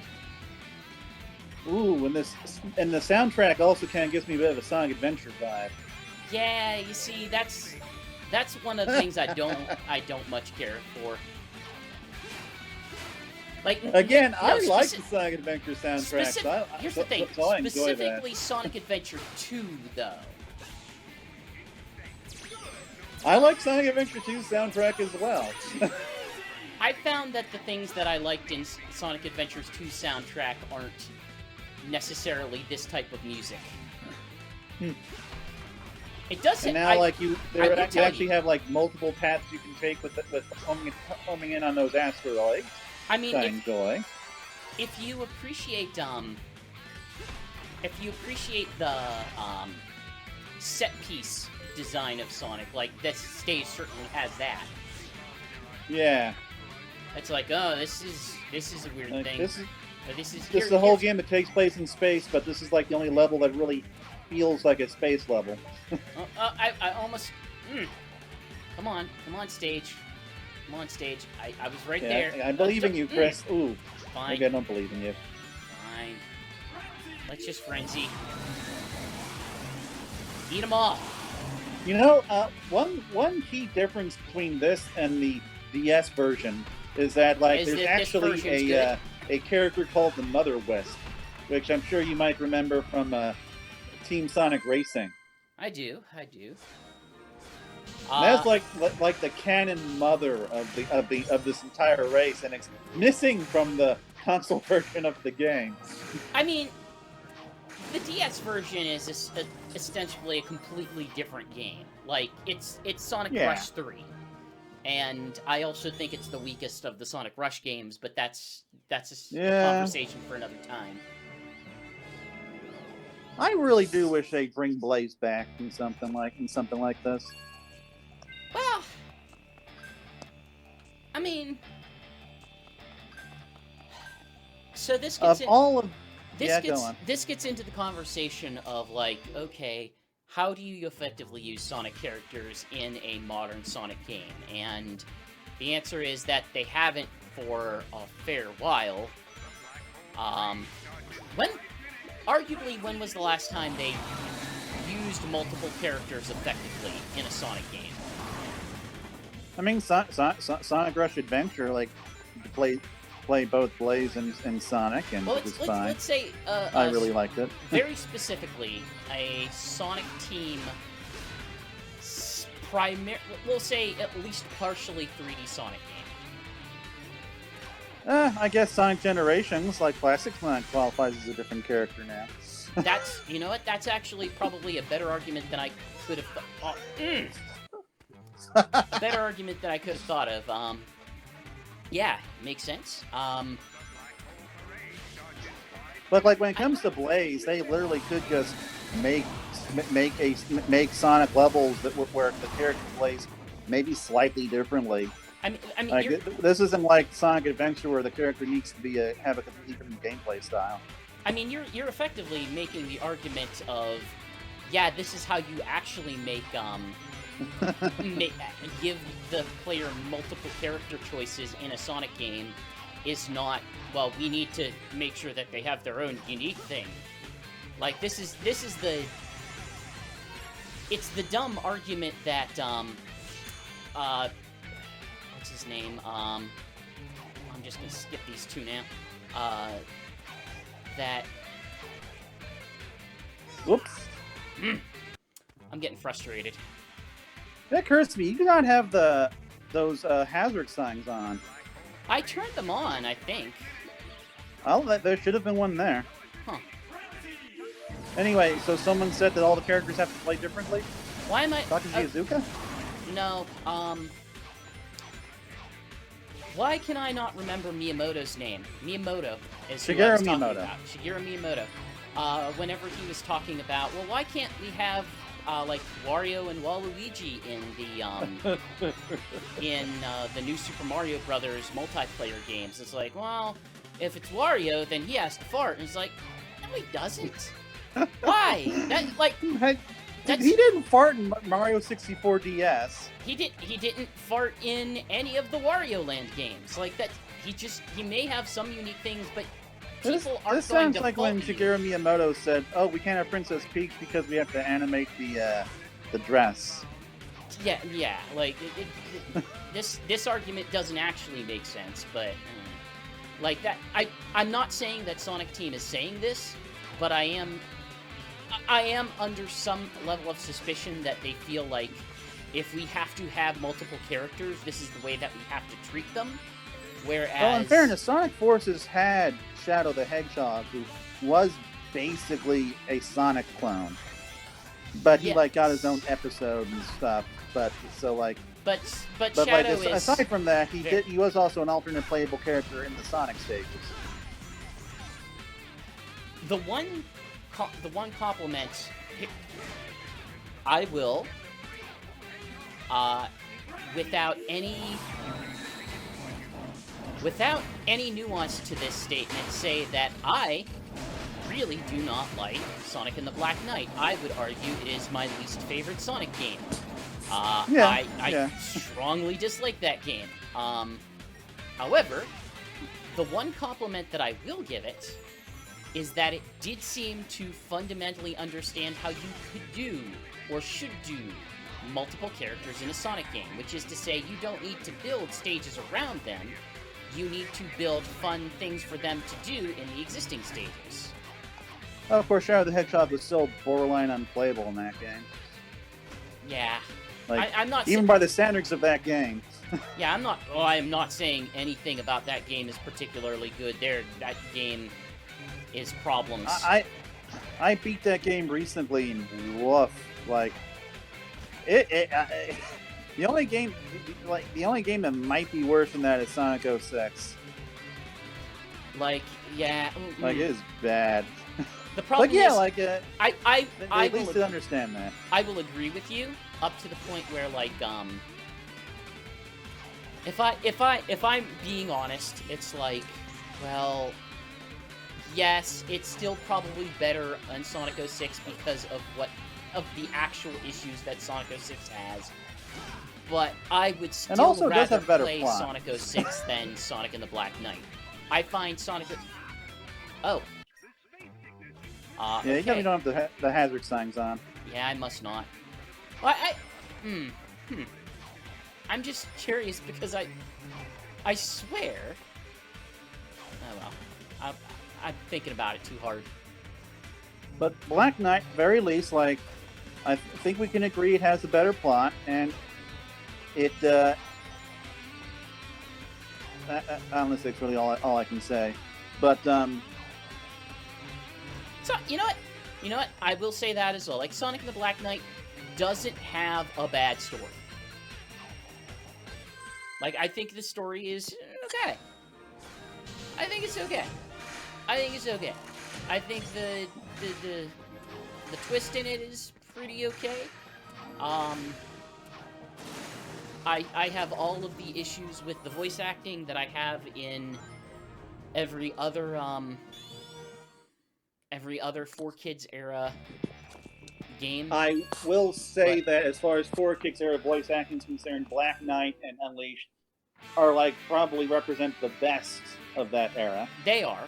So, but it's still not good performances. Nope. Oh, that was a dumb death. I was like, oh, what if I just... The problem is I honed him instead of just jumped on him. I was like, oh, I'm thinking like I'm playing classic Sonic. Come on, give me cube. I thought that jumping on them could work, though. Like, I remember doing that. If I stomped him, it would have been okay. I did not stomp him, though.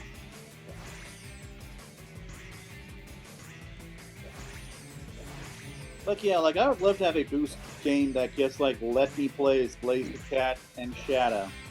That'd be great. Like, one idea I've had for a while is, how about we just have a boost game with 3 acts, and each act has a different character that you play as. Like, you get Sonic, and you get Blaze, and you get Shadow. I feel like then we're just getting back in... The problem is you just described Sonic Forces. Well, I guess, except, like, Sonic Forces, you only have, like, one set of speed levels for a given act. And, like, the other two are, like, the Avatar and Classic Sonic. Like, my version of that is just... Oh, okay. My version of that is just make one set of stage, make characters that are fairly similar, but have, like, one distinct thing, much in the same way that the various species of Create Your Own Character had the same, had, like, small variations in them in Sonic Forces. And then from there... I assume Blaze can probably, like, have some sort of explosive boost or explosive homing attack or something that uses her fire, and Shadow can have something that uses his chaos control. But just something small to differentiate them.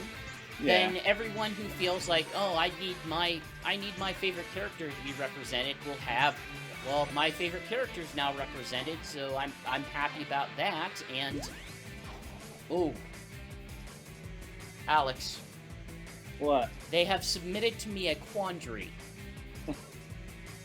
Go with Spike. Yeah.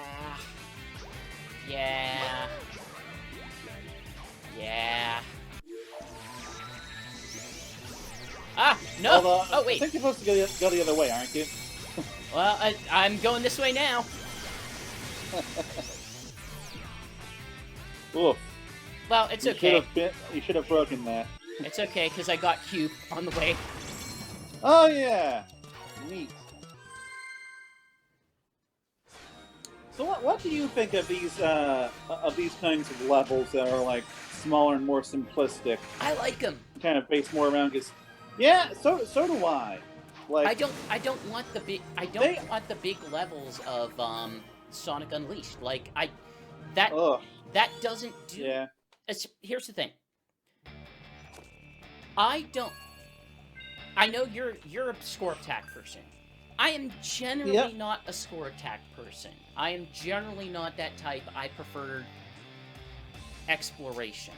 More so than. Here's the thing about score attacking is that it's easier to do it with levels that aren't like 13 minutes long. That's what I'm going for. That's what I'm saying. That's exactly what I'm trying to say. Is like, okay, unless you are an actual speedrunner who is specifically attempting to do this, and who is attempting to accomplish something big like that, and memorize it in its entirety, doing so in an extended period of time is not particularly friendly to the player. It gets genuinely frustrating in Sonic Generations. Sonic Unleashed or Generations? Unleashed. Specific? I meant to say Unleashed. Unleashed would be a better game even if they just took everything that they had and split all of the stages that it had into 3. I think that would make that an ultimately better experience. And just I don't know if you were paying attention to my Unleashed discussion on Sonic Stadium. That's basically what I was talking about with them on there, was that Sonic Unleashed needs more than just a port that when it gets brought over to modern platforms. It needs a remaster. Specifically because a lot of these levels just need to be broken up into smaller levels. Especially the Werehog levels. I mean, you could take the Werehog levels, split them up, and then take out half of them. And it would still be an ultimately better game. And then make like all but the first one optional. Like, make you play through one 5-minute Werehog level, and then you're done. Well, then you want to see the rest of it, go ahead.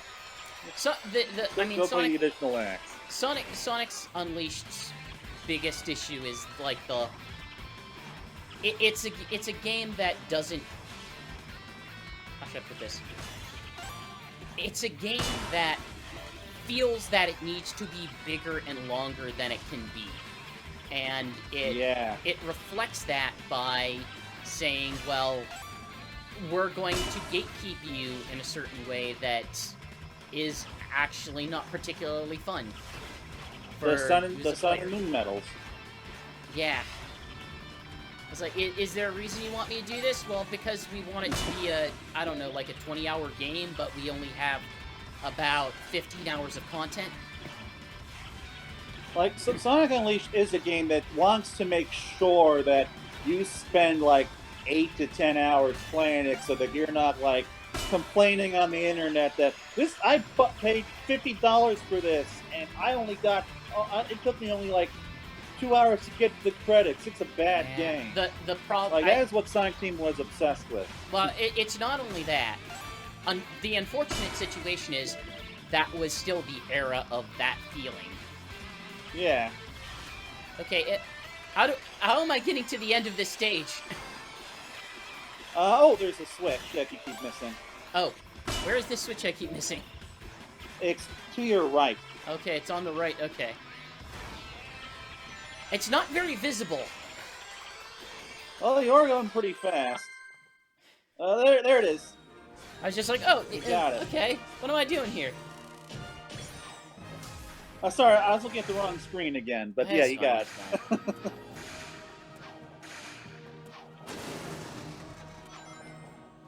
So we But my gosh, like Eggman Land, 45 minutes to beat this gosh darn stage, and if you get a game over, you gotta redo all of that. and What is this if place? you, and Whoa. I will specify this, Where he converts them pay into in-game strange, currency negative alien do the time attack energy. for it, you get a single life. There you are. Oy vey. And it is like the expectation that it will take you 45 minutes to beat it.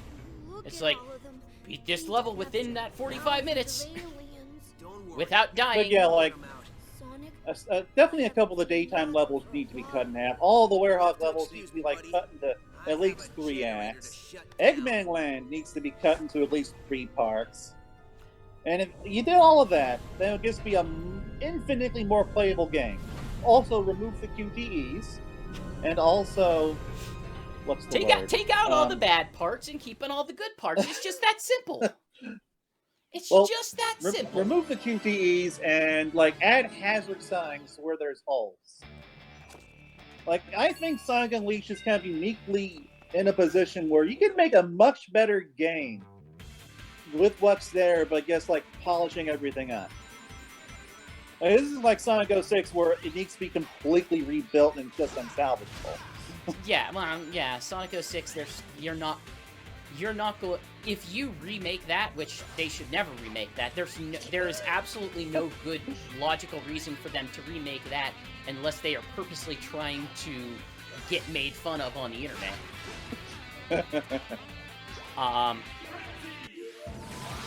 Yeah, there's nothing that really can be done about that. Like, the fact that they acknowledged it in,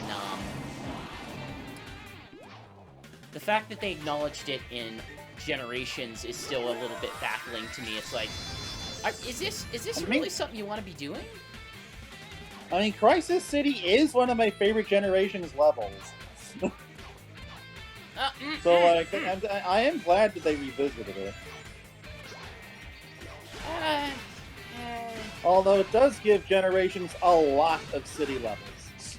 Oh, yeah, Generation, they made no effort to really balance what they were doing. It's like, okay, this theme is popular. Let's use this theme 50 times. It's kind of why I have some affection for Planet Wisp, is at least in part because of Generations and the interesting things they did with it in Generations. Even if they in really Generations, Planet Wisp is a level I keep wanting to like, but the design is just too annoying. Like, okay, I don't hate it.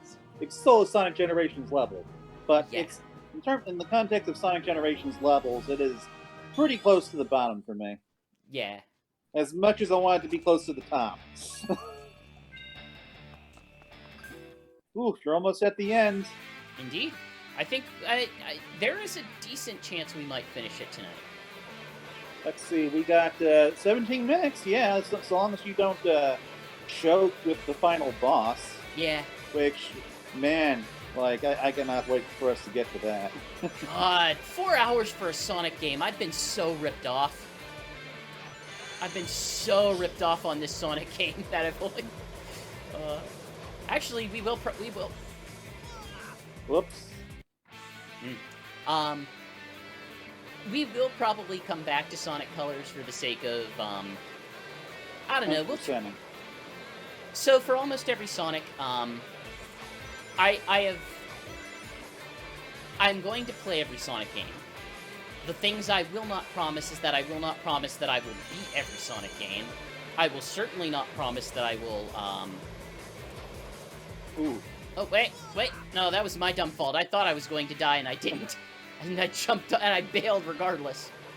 But there will be certain Sonic games where it's like, okay, you know what? There's still content to be had here. There is time for me to show it off. I probably will. So, next week will be a different game. But there's a good chance we will come back to Sonic Colors to, like, go get red rings. Oh, wait. And Wait. hopefully, eventually, unlock Supersonic. Hopefully. Man, you're dying a lot here. I am, aren't I? Okay, like what you do is you need to here's the like problem. jump over to the other coaster and then jump into the rainbow rings. I understand that, Alex. Here's the issue I have. There are so many tracks, I don't know which ones are going to kill me. You really gotta like turn on those hazard signs, man. Okay, there we go.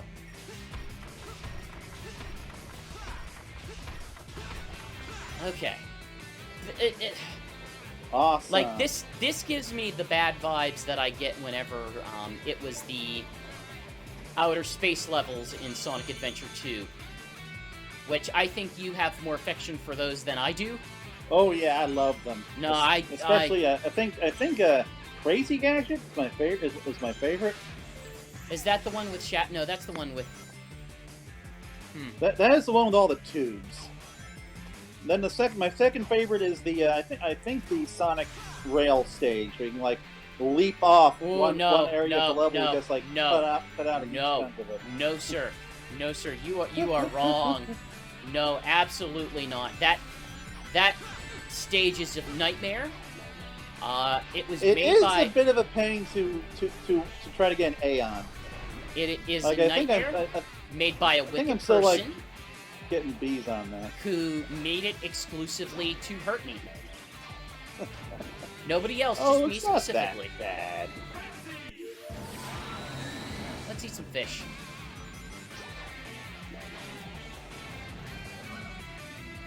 Wait. It didn't... My frenzy went away.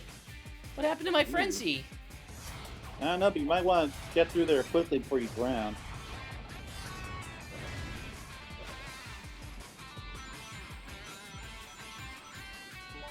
Let's see. Okay, now here's frenzy. Nice. Come on. Make my monster man, grow. I really wish Lost World had at least used its Wisp a bit better than it did. Yeah. Honestly, it really didn't need them. Oh, that's kind of the thing, is that you have to design the game. If you're going to use the Wisps, you have to design it around using them, which Sonic Colors does, because it was its thing. None of the other Sonic games that use them really found an effective way to really get them going, to really take advantage of what they can do.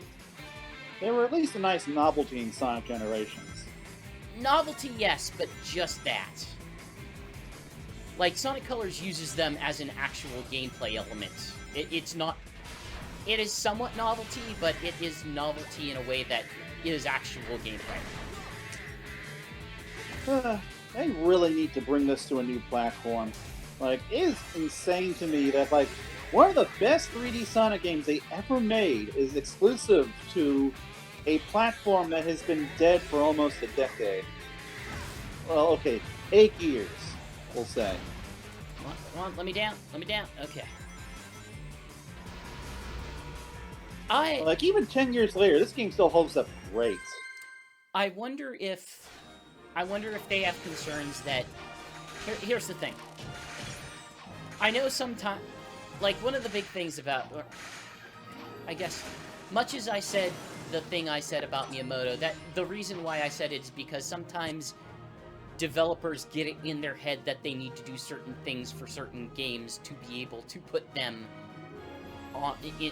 to be able to release them or make certain design decisions. And those ways don't always make sense to the consumer, but I don't know. You're talking to people who are creative. It's kind of like how Atlas was surprised that Persona 4 sold well on the PC. Yeah, I am wondering if they feel like they cannot re-release this game in SD with SD assets on a HD platform. Well, I hope they aren't thinking that, because, like, Mario Galaxy did that, man, and, like, this game looks at least as good as Mario Galaxy. Yeah. I think we're probably, honestly, it's been a while since we've had a legit Sonic collection. Think about how much they were putting those out at, like, the GameCube, PS2, and then 360 era. Like, we'll still get the small ones that are like, well, we made the micro console. We've re-released the ones that we've got. We will do Sega Ages. But they haven't really released a collection in the same way that they used to. Like, think about the era where we got gems, or where we got the Sonic Gems. Mega collection and gem collection, yeah. Yeah, like they were all about collections in the 6th generation. And it really does seem like a missed opportunity that they haven't brought over a bunch of 3D Sonics. Did I hit it? Did I do a good job? No, I did. Like, I did not. Sonic do a good Generations, I can only play that on my Xbox One thanks to backwards compatibility. There's no reason why that is not on the Switch right now. If they feel, well, I mean, my answer to that is, I want, look. All I want in life is a port of All Stars Transformed for Switch. Oh yeah. That's all I want. I know I own it on Wii U. I know I own it on PC. I know that PC has more content. I know that you have certain licenses involved with that game that could very easily be removed if you have to. Yes, like Yacht's Cast. It would hurt the joke that I have where I say my favorite Sonic character is Danica Patrick, but I can live with that if you say put it on Switch. I am okay if you... Can I hit anything here? Don't think so. I think you have to wait for something to happen. Well, I am definitely doing that. So to reply to something Saber said in chat, she really likes Asteroid Coaster's aesthetic, and yes, I agree with that. Game. It is it is probably my favorite aesthetic in this game. Game, please, game. Please, game. Game, please. Please.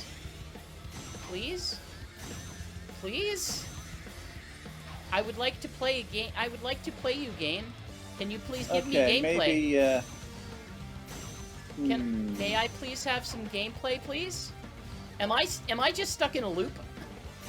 I don't think so. Oh, there you go.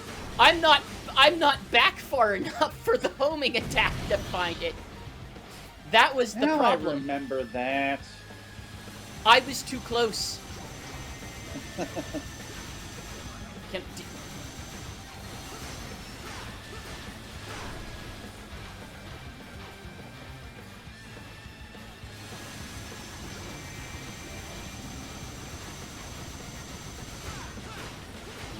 on.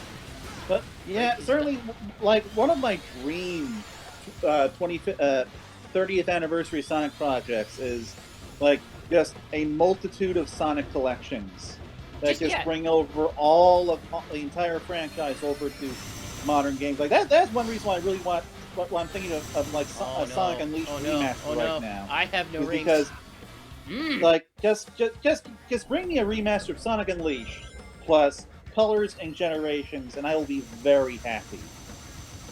Like I will buy that game for $60, Sega.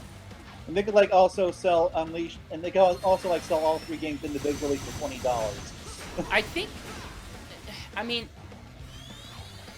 the weird issue with that is like as soon as that they do that, what's going to happen is that they're going to be delisted from the Xbox marketplace. What makes you say that? Because it's not going to make sense for them to have that collection, but also that, unless it's just those versions. Like, I think that's kind of the awkward circumstance of that. I don't know. Like, I would imagine that Generations can also have some additional tweaking that can make it different enough. I don't know. Like, I don't think they necessarily need to delist it. I just feel like there's 2 circumstances where you're probably going to have something. It's just going to be a straight-up port, which, I mean, I'm not sure if that's what you're suggesting, if they're just do a straight up port or not. Well, when it comes to Unleashed, I'm literally suggesting that they do a remaster. But I assume you're referring specifically to Generations. In that case, I mean, they could certainly probably do things to how those games run. Like you can't get through backwards compatibility and call that a remaster too. Come on, we're almost there.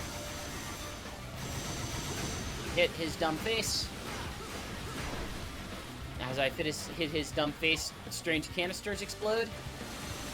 But as I recall, like other companies have remasters and the old backwards compatible games available simultaneously.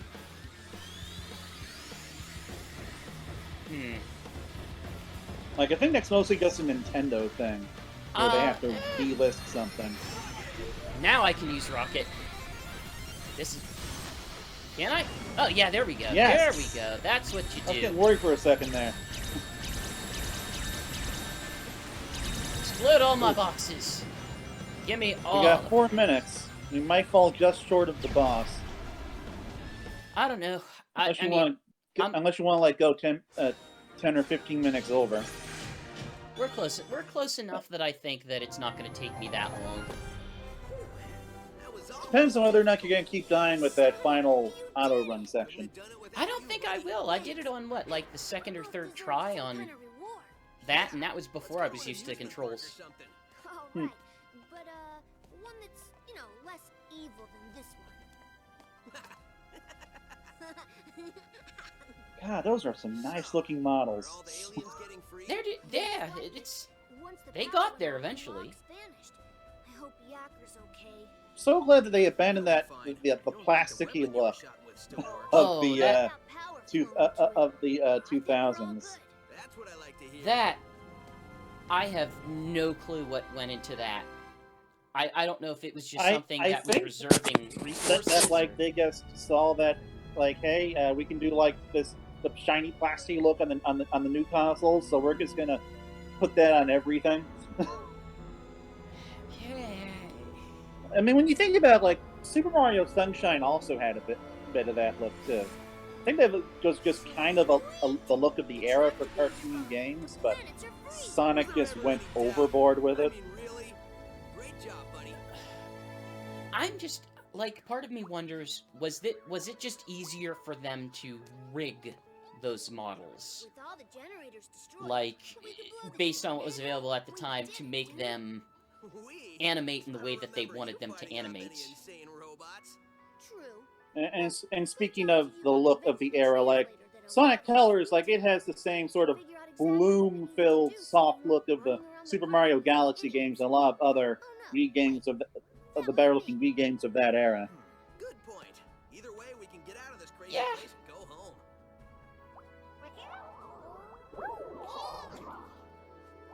Looks like the aliens are happy to be going home too. Yay. But where are your good friends Void and Frenzy? The medal? We are the party. I think we're their Oh guest god. of honor. Are the Wisps minions? The Wisps are minions, aren't they? They have like multiple numbers of eyes. It's either the Wisp or the Chow. No, I don't think Chow are just children. I don't think they get to be minions. But they like turn evil with energy or whatever. Because he destroyed all my generators. Well, the mind control cannon is full enough for what it has. Man, I completely forgot that he had a mind control cannon in this. I just remembered he had a theme park and Wisps. I like that it's a cannon. I like that if you're going to aim mind control at someone, you're doing so with a cannon. Forget about it. That's because you are an idiot. You talking to me? Yes, I'm talking to you. Oh my god, I'm so glad they dropped this aspect of Cubot's character. He eventually became what, like Wally Wingert, is it? What does that even mean? I think, I assume you mean his goofy voice, right? Yeah, the one that they eventually like settled on for Yeah. which is a voice actor that I primarily only remember because he was one of the tallest in Invader Zim. I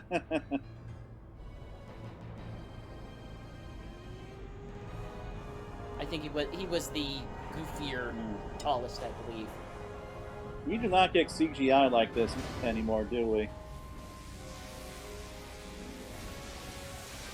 In what way? Like, you know, the higher budget CGI graphics are clearly not in game. I thought we did get that a fair bit in like Forces. I don't remember getting any CG in Forces, but maybe. Huh. I remember all of it looking like it was an engine. Oh. Oh no. The moon got hit again. Botnik. I wonder how they destroyed the moon again. Quit destroying the moon. Do you think they basically just like took the Sonic X plotline of Eggman like fixed it to try to get in good with the government? Okay, that was a good animation. I appreciate that. Your plans have been crushed by Sonic for like ever. He stopped you like it's his job or something. In fact, I can't remember a plan he didn't stop. What are you talking about? He hasn't stopped all of them. Name one. Read the attention tab. Thank you, buddy! Hey, my voice! It's back! I did not care for that voice at all. I miss the bad New York accent voice. Now I remember what Heck, I screaming. miss the cowboy voice. I may have done. This thing's far from over. I will crush Sonic.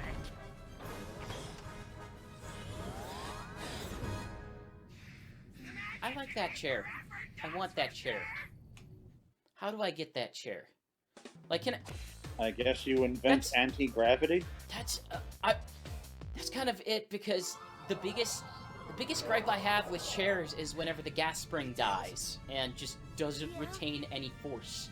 And I've gotten good at replacing them, Good, so it's not just me. but if I could just never have to worry about a gas spring or the spring that lets you lean back, I could just have it be good. How about you and me make like Eggman's hairline and recede? Well, like I said, just invent anti-gravity. This is running to the space I'm working on it. elevator. Don't rush me. Sorry, couldn't help myself. We're out of here. Yeah, we're running now.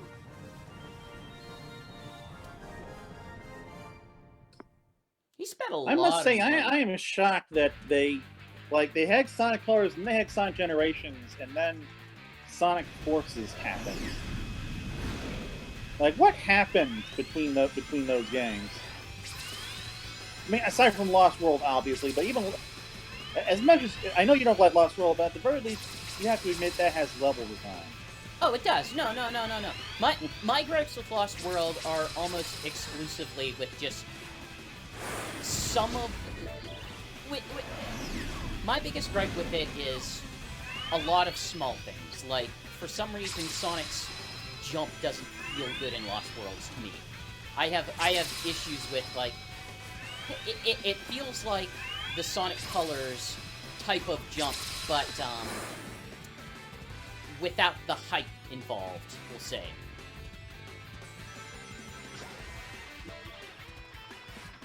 But like, then you have Sonic Forces, which like, it's like fun for me in small doses. But then when like I try to go back to it, there's just not enough meat there anymore. Like there is like nothing to explore, no secrets to find or anything. That's just how did we go from colors to that?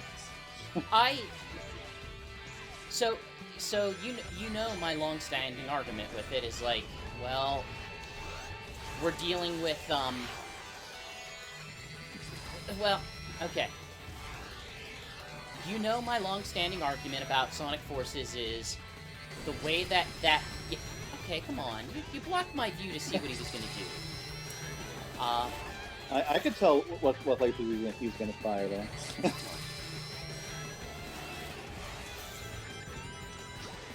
Okay, Is that Sonic Forces was rushed? Is that the long-standing argument? No, my long-standing argument was like, that game felt like the way that it was designed, or the way that the resources were balanced or distributed, were that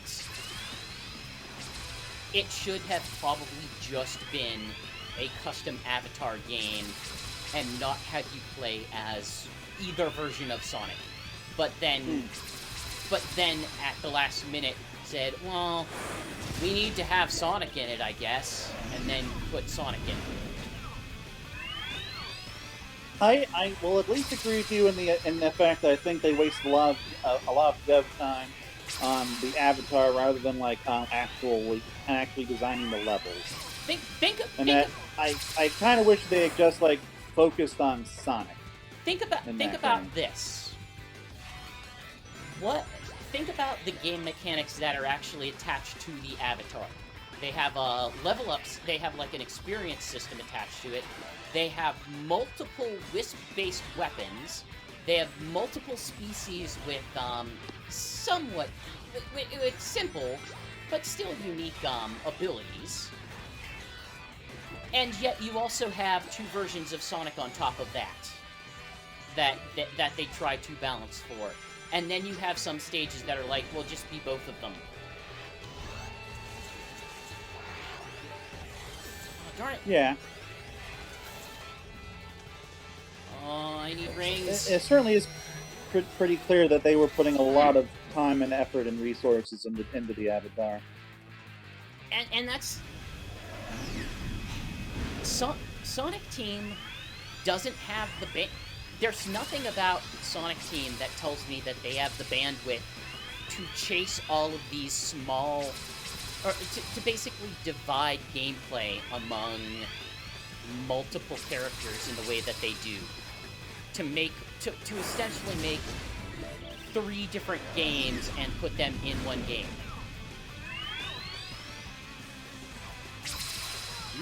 Woof. You're getting a game over soon. I am getting... oh boy. Alright. You gotta focus, man. Yeah. Like, this ain't that hard. You can do it. Although, you know, fun fact, back in 2010, like, that was the Wii era where certain hardcore gamers were bashing on the on casual gamers a lot. And Takashi Iizuka said in an interview, I don't know if this interview I was conducting, but it was like in an interview. Wait, Alex, I'm stopping you there. Okay, what era are we talking about again? Era, did you say? Yeah, what console era? The 7th gen, the Wii era, where, like, you know, casual gamers were... Okay, yeah, we're on the same page then. I thought you said Wii U for a bit. No, I meant Wii. And Takashi Iizuka said that Sonic Colors is meant for, like, for children, and is gameplay designed for children, so, like, the casual haters, including one who was a friend of mine, said that, oh, this means that Sonic Colors is gonna be like this uber easy game for casuals. It's gonna be ruined and stuff. And I was all like, but I played the game and like at E3, you know, it was decently hard, you know, but it wasn't really any different from any of the other Sonic games I played, except it's more polished. And then like when the game finally comes out, it turns out, like, despite the fact that Iizuka said that it was kind of for kids, it actually has a lot of challenge in it. As you're kind of experiencing right now. Like, Sonic Unleashed this is not, but this is still not an easy game. I've come to terms with the idea that Iizuka-san says a lot of things that don't make any sense about game design. That I don't necessarily think he has a firm grip on the current state of the industry.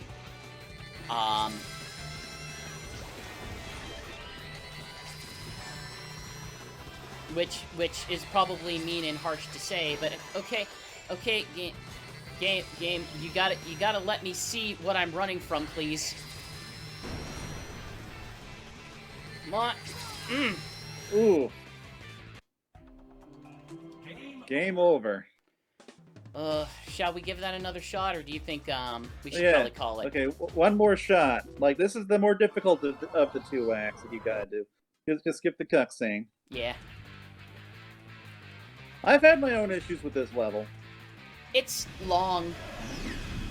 It's probably longer than it needs to be. Especially given that it's just an auto run level.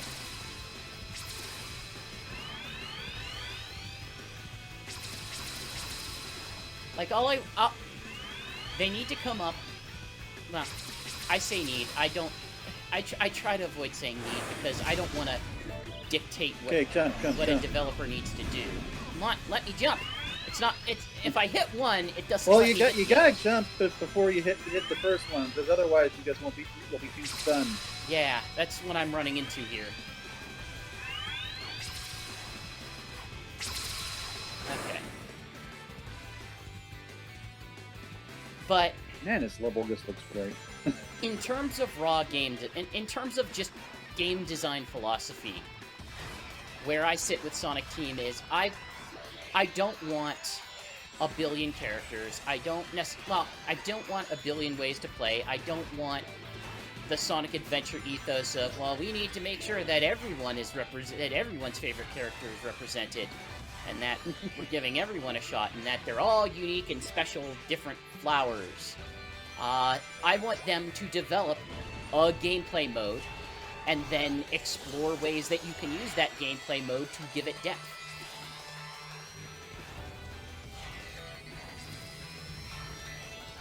Yeah, like literally, basically what they did with Sonic Colors, which remains one of the best Sonic games that they've made in the modern era. It's kind of like, when it comes to Sonic Colors versus Generations, kind of like how the Sonic Adventure games are for me. Like, it depends on my mood, which one I prefer. I have... Game, come on! Don't do this to me! Nick Strife says, try not to boost too much. If you stay close, he will punch you, and you have to jump to evade. You see, actually, the problem is, the game trained me not to jump to evade that. Because it wouldn't let me jump the last time I fought him. But isn't it best to have a few characters like Sonic, Tails, and Knuckles? This is from Nick Strife again. Okay. And maybe Shadow, then only play with Sonic? I mean, really, it depends on on what they do with it. Like, this is why, as we were discussing earlier, I would love to have a game that is Sonic, Shadow, and Blaze, because it's like one gameplay style and 3 separate characters. Game, so come on. It'll let them revisit some of these characters without having to come up with different play styles, because it's kind of hard to imagine Tails and Knuckles working in a boost style. I don't know if I agree with that, but I keep trying to, because I really want more playable Knuckles, but he isn't Knuckles if he doesn't boost and climb, and that isn't really conducive to boosting. But did I say boost and climb? I meant glide and climb. But that isn't really conducive to boosting. That said, I also think they can make this style of game without having the boost. Yeah, probably. Oh, it is actually telling me to jump. Dang it, game. You didn't let me do that before. Ugh. I seen it. Okay. Nick Strife is You'll still make bringing it up this the time, idea Chris. I believe in you. Just remember to jump after these robots are done trying to kill you. Okay. I got this.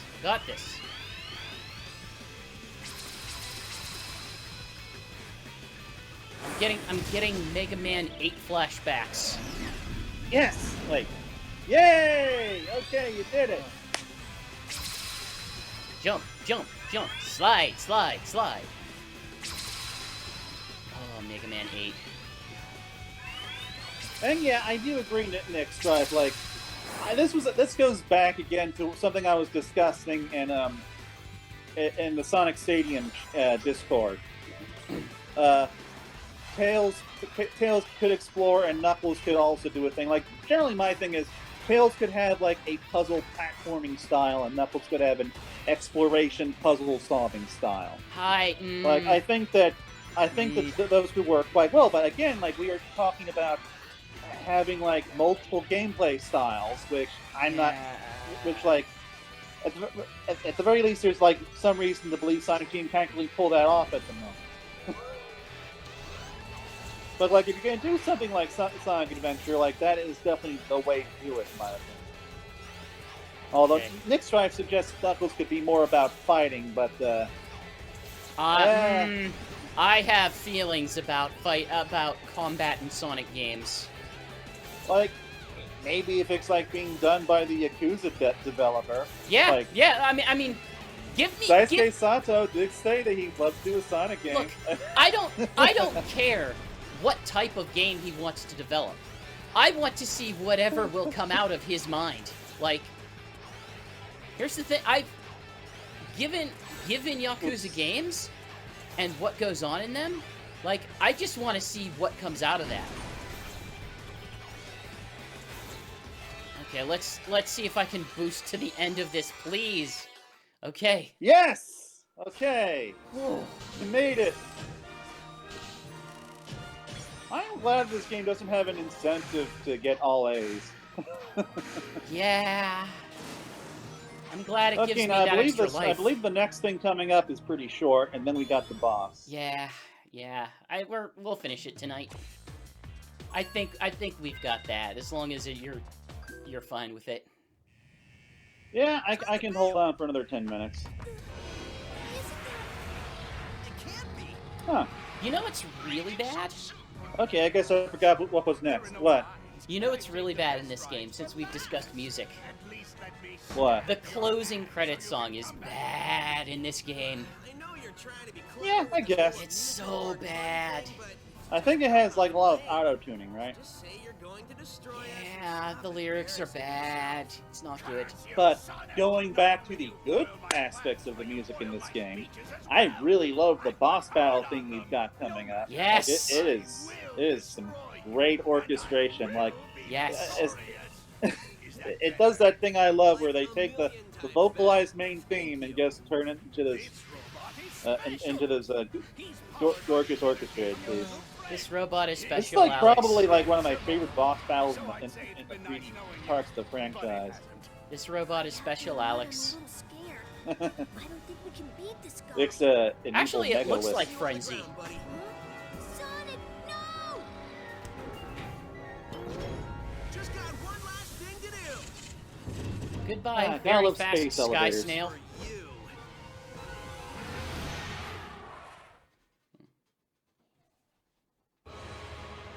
Okay. This is a very easy boss battle, Chris. I believe in you. Oh, after last time, I think I can do that. I can do it in a way that I've actually remembered the controls now. I also enjoy how cinematic this can look. Like, this is like one of the few instances of... okay, I think I do believe Unleashed did first, but like this is one of the few instances of like cinematic gameplay in a Sonic game.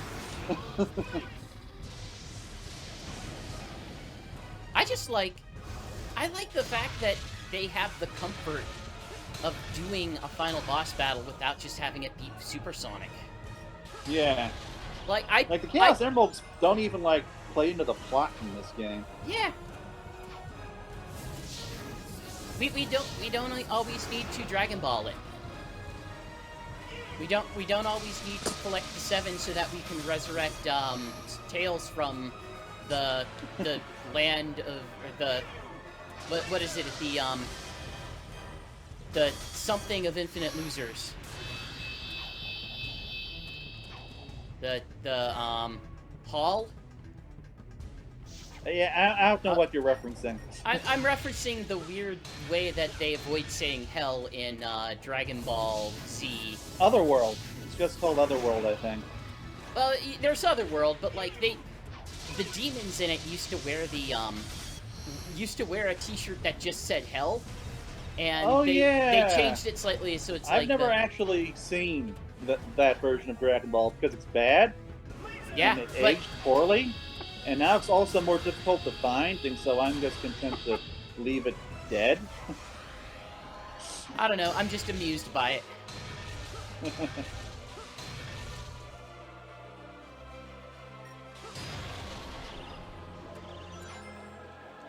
Oh, I'm getting up in its face.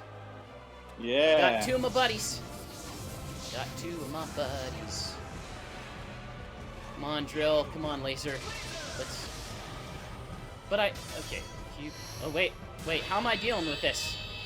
Whoops. I don't know how I was supposed to deal with that. Probably boost. Okay. I have no rings. Don't die. Still do it.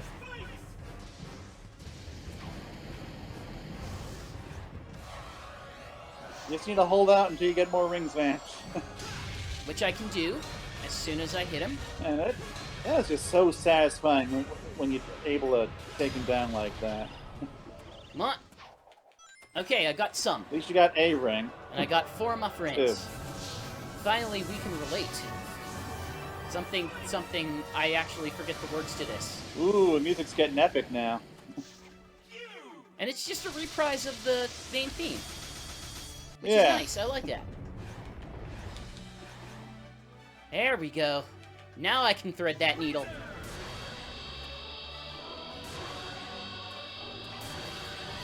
And it's neat.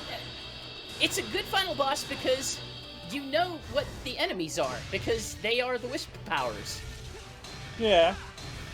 I like that. It's like them just given in like a bit of a dark reflection, I suppose. Yeah. Well, it's like, well, you know what these are. Now you have to avoid them instead of using them. Although, no drill. Eggman could not figure out how to use drill. Probably only useful underwater or something. Or maybe he needs a big cake to go through. Yeah, did you see me thread that? Haha. Yeah, that was impressive. Oh boy. But yeah, overall, this was the exact breath of fresh air that the Sonic franchise desperately needed by 2010. Like, because Generations, I mean, Unleashed was technically a bit like a half step between this and 06, but it also wasn't really the game Sonic needed.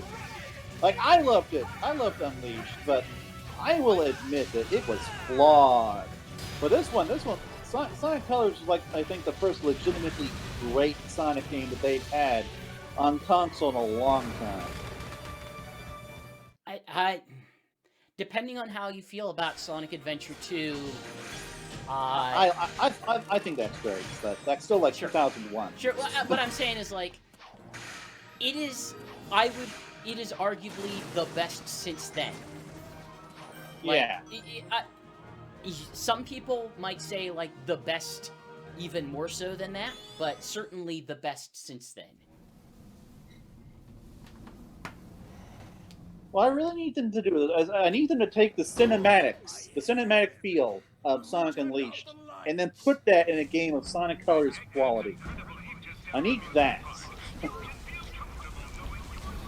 Like, just take the best of the boost games and put it in a single game. That's all I want, Sonic.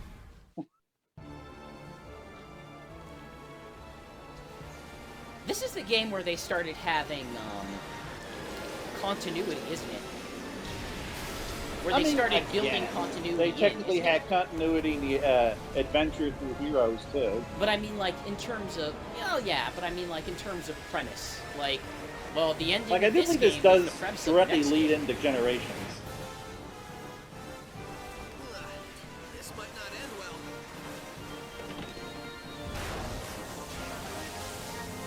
Big Sonic, run to Earth, or whatever it is.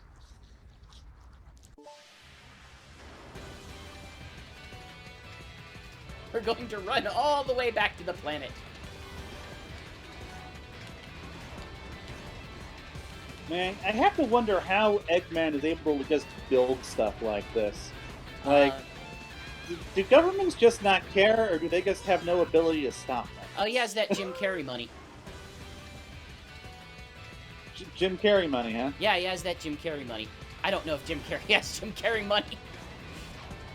Pretty sure he doesn't. Like, I hate to say this, but I think he probably qualified as like a washed-up celebrity at this point. I hope so. Like, I that sounds not mean, like washed but up I in the hope sense so. that he's like a failure, but he just doesn't get work anymore. What did he have after the 90s? Like, he had his weird 90s comedy, and that was like Liar Liar and I think Ace Ventura lasted in the early 2000s, didn't it? Probably. Oh no, Sonic is gonna die. He needs something to kiss him to resurrect him. Look, there's 1,000 jokes I could make right now, Alex, that are not going to be appropriate for this stream. Don't do this to me, man. Well, hey, I didn't do anything inappropriate. So Not my fault if only you can come up with you can only come up with inappropriate things. Sonic, are you okay? I do appreciate that Eggman would ostensibly built a space elevator.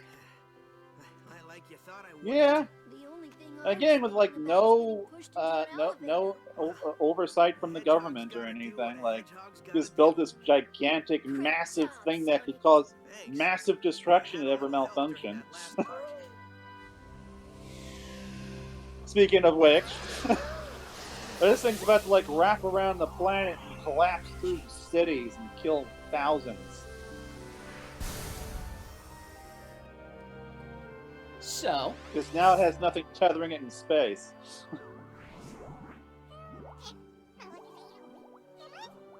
Aw. He said that expression is very for lewd. saving us. You're welcome. It's very lewd in his language. You for saving us. I guess he Tentacles could are have fired involved. for You us. are welcome. That thing's translating pretty good. Yep, I finally got all the kinks out. We can talk to them perfectly now. Was that thing introduced in Unleashed? Trying to remember. Pardon? Which thing? His device, his handheld device. I have to go. Just when I got this thing working. Probably. Better late than never, I buddy. think so. Like, Tails was very much just a supporting character in Unleashed. Strangely, Amy was a consistent supporting character in there, too. Yeah, that was also the first game where I actually liked her.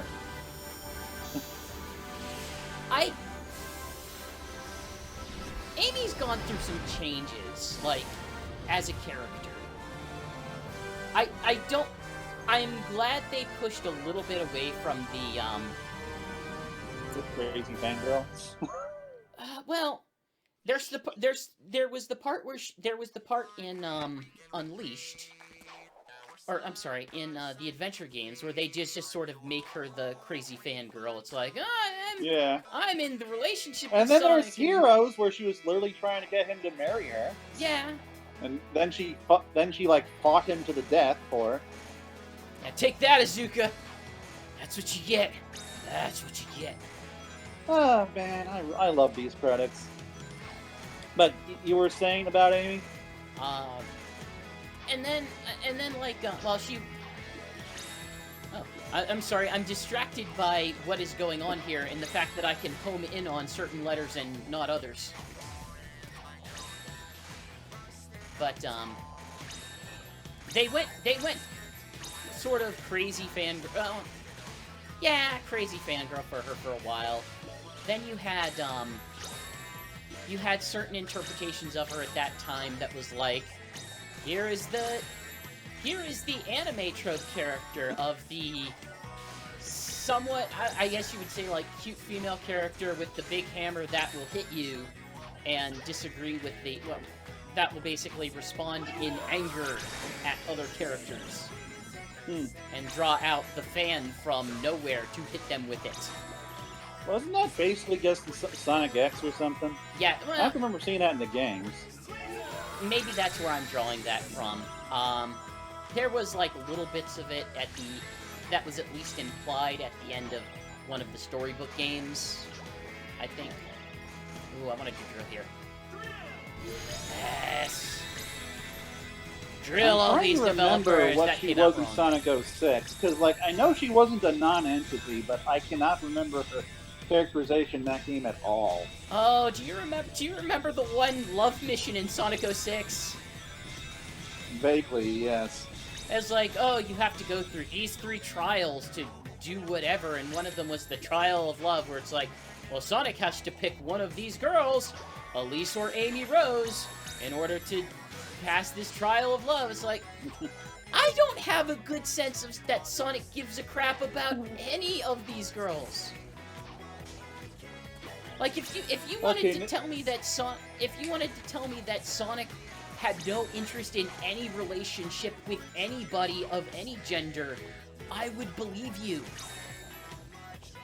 Because that doesn't asks, what do you believe about IDW comic adaptation as a new Sonic game? I'm not quite sure what he means by that. I guess like one of the plots or something. If Ian Flynn wrote a Sonic game, I would be all into it. Oh yeah, I desperately want him to do that. You know what? Maybe I've been a bit too hard on this ending song. It's bad, but it's not as bad as I remembered it being. I would not listen to it outside the context of this. Okay, Nick Stripe says, yeah, that. Ian Flynn is not perfect. I think that the IDW run has kind of emphasized that he has strengths and he has faults, and being pressured to maintain pace, or basically maintaining pace, can sometimes be a fault of his. At the same time, do I trust him to make a small Sonic story? Absolutely. I think he can do that. I think he's good at developing characters. I believe that if he did make a Sonic game, there is a good chance that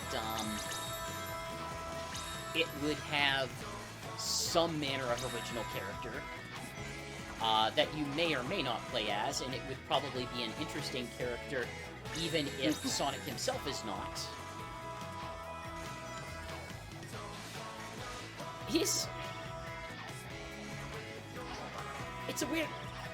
It's a weird thing to say this, but it's like,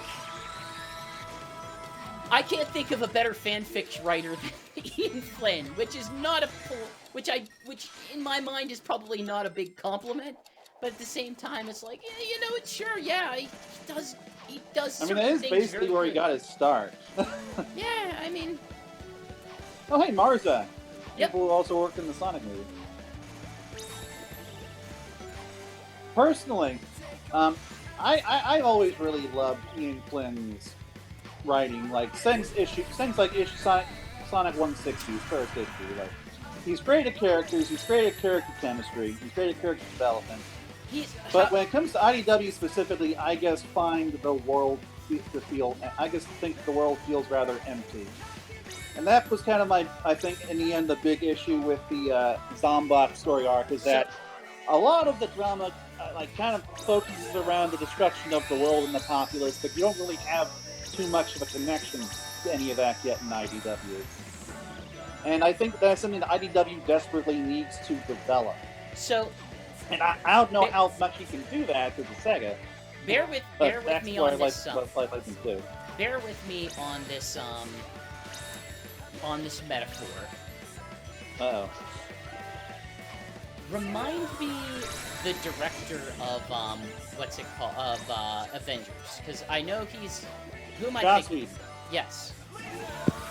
You're going to draw a comparison, huh? He strikes me as the Joss Whedon of Sonic, in that he with less probably. Yes. Without the complications involved with that, we'll say to our knowledge. Yeah.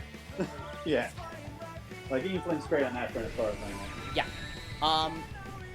The idea that, yeah, he's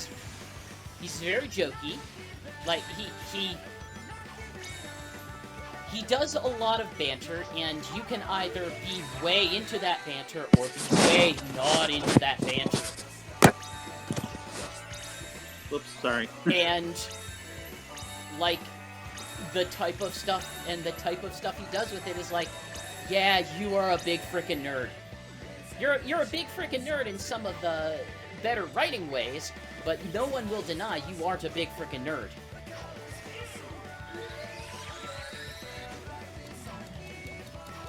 But I definitely agree in the sense that, like, I also really enjoy Joss Whedon's writing and characters and the jokiness of it all.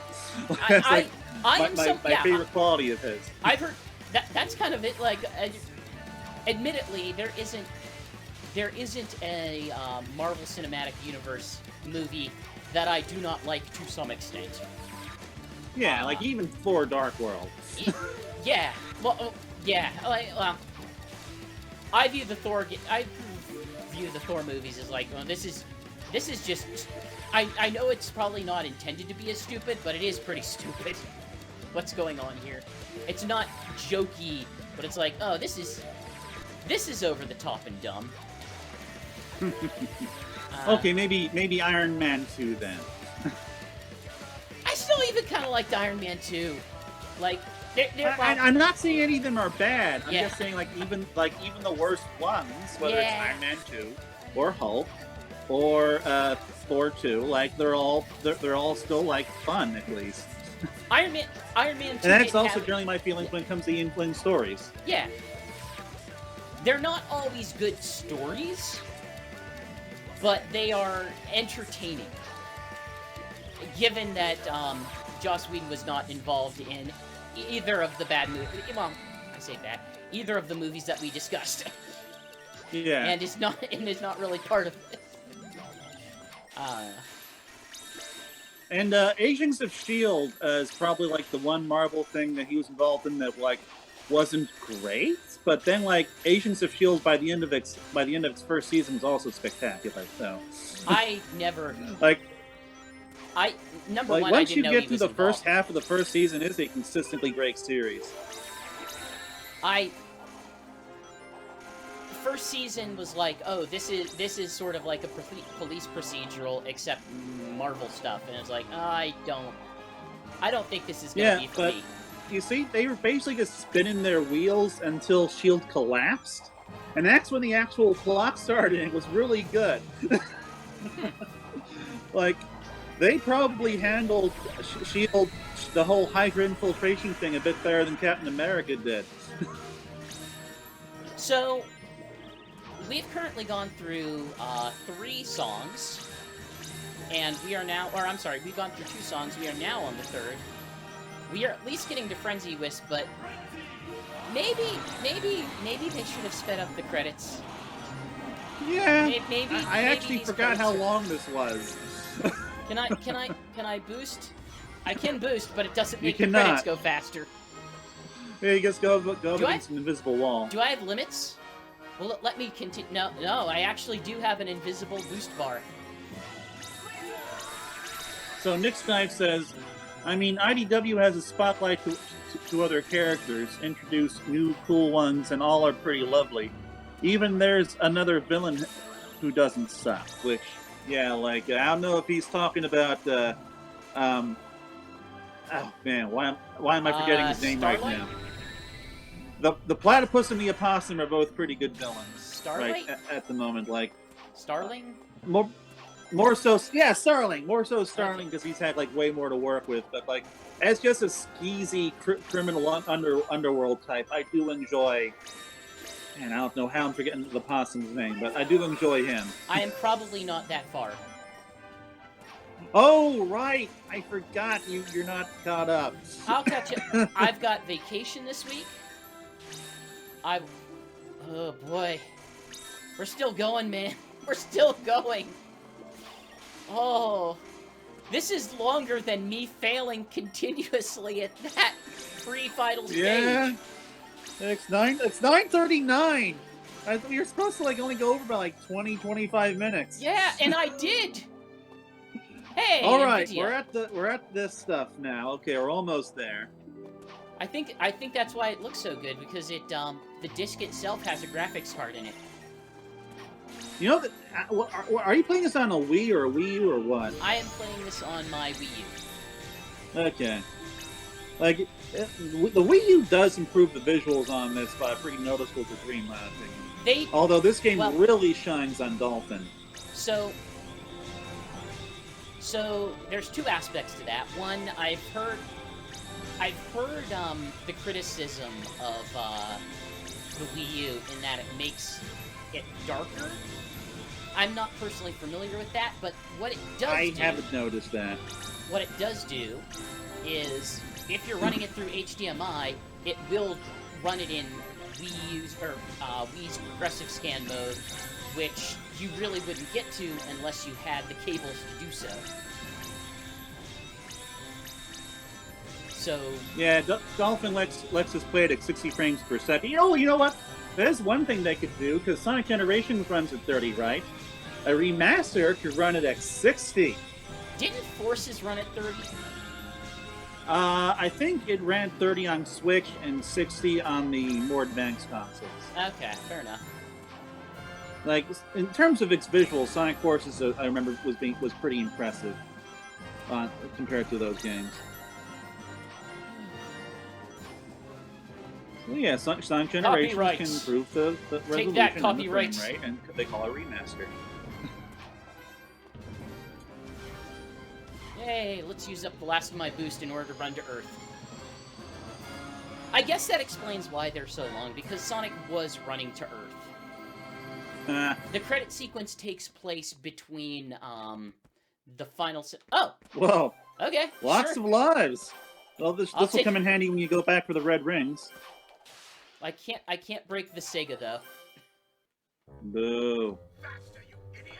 Faster! Put your backsides into it! Technically, we don't have backsides, boss. I don't care! Just push! We have to hurry! There are so many credits ahead! We have to get through all of them! Of course you won't, boss. Of course you won't. On the bright side... This is taking a page out of the MCU. Back when the MCU was still barely a thing.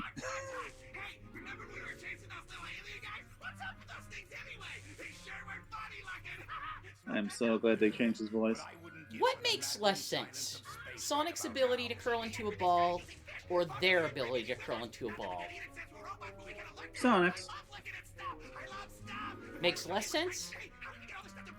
Yeah, less sense. Okay. Like, at the very least, they appear to be built to do it. Yeah, but are they? Because when they're unfolded, I don't see how they can contract into their base in any sort of reasonable way, because they have the head and torso. So I think man, we're a Sonic 3D collection would be nice next Strive. Like Sonic Adventure, Adventure 2, Heroes, Unleashed, Colors, Sonic 3D All Generations. Stars. Oh boy, yeah, it was fun time. I still like that game quite a lot. I'm glad. I'm glad because it is a game I do love coming back to. And I got 10 hours of enjoyment out of it. There were like 5 hours of gameplay and 5 hours of credits. So, fun fact, this was like this was, in addition to being the first game I covered at E3 for Sonic Stadium, is also the first game where I got the official review. So if you guys want to see how I wrote back in like 2010, you can go check that out. Savannah approved of it, so I assume it's not too bad. I was still doing my Sonic podcast and probably making weird articles about, I don't know, here's 5 bizarre characters they could put in Sonic Racing or whatever, in which I suggest that John Hodgman be in it because he was the PC avatar in the Mac versus PC commercials. Good night, Saber. It was a dumb time. See you, Saber. Yeah. I think we're also going to split because it is 45 minutes past when we would typically end. Yeah. Alex, thank you for sitting here and doing this with me. You're welcome. Thank you for having me on. Sonic Colors is one of those special games, as I've said, for me. So I was happy to sit in. I am thinking of what I could do next, and I am contemplating You know what? I won't decide yet.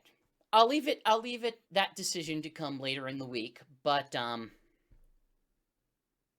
we're going to do something shorter next time.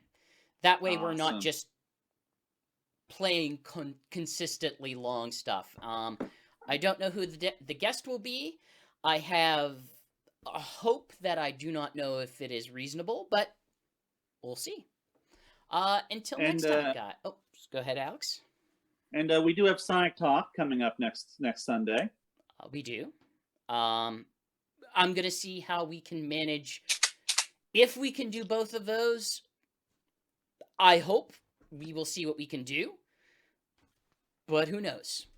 Until next time, I am GX. That's Alex, and Yeah. yeah, we're up, over, and gone. Peace out, yo.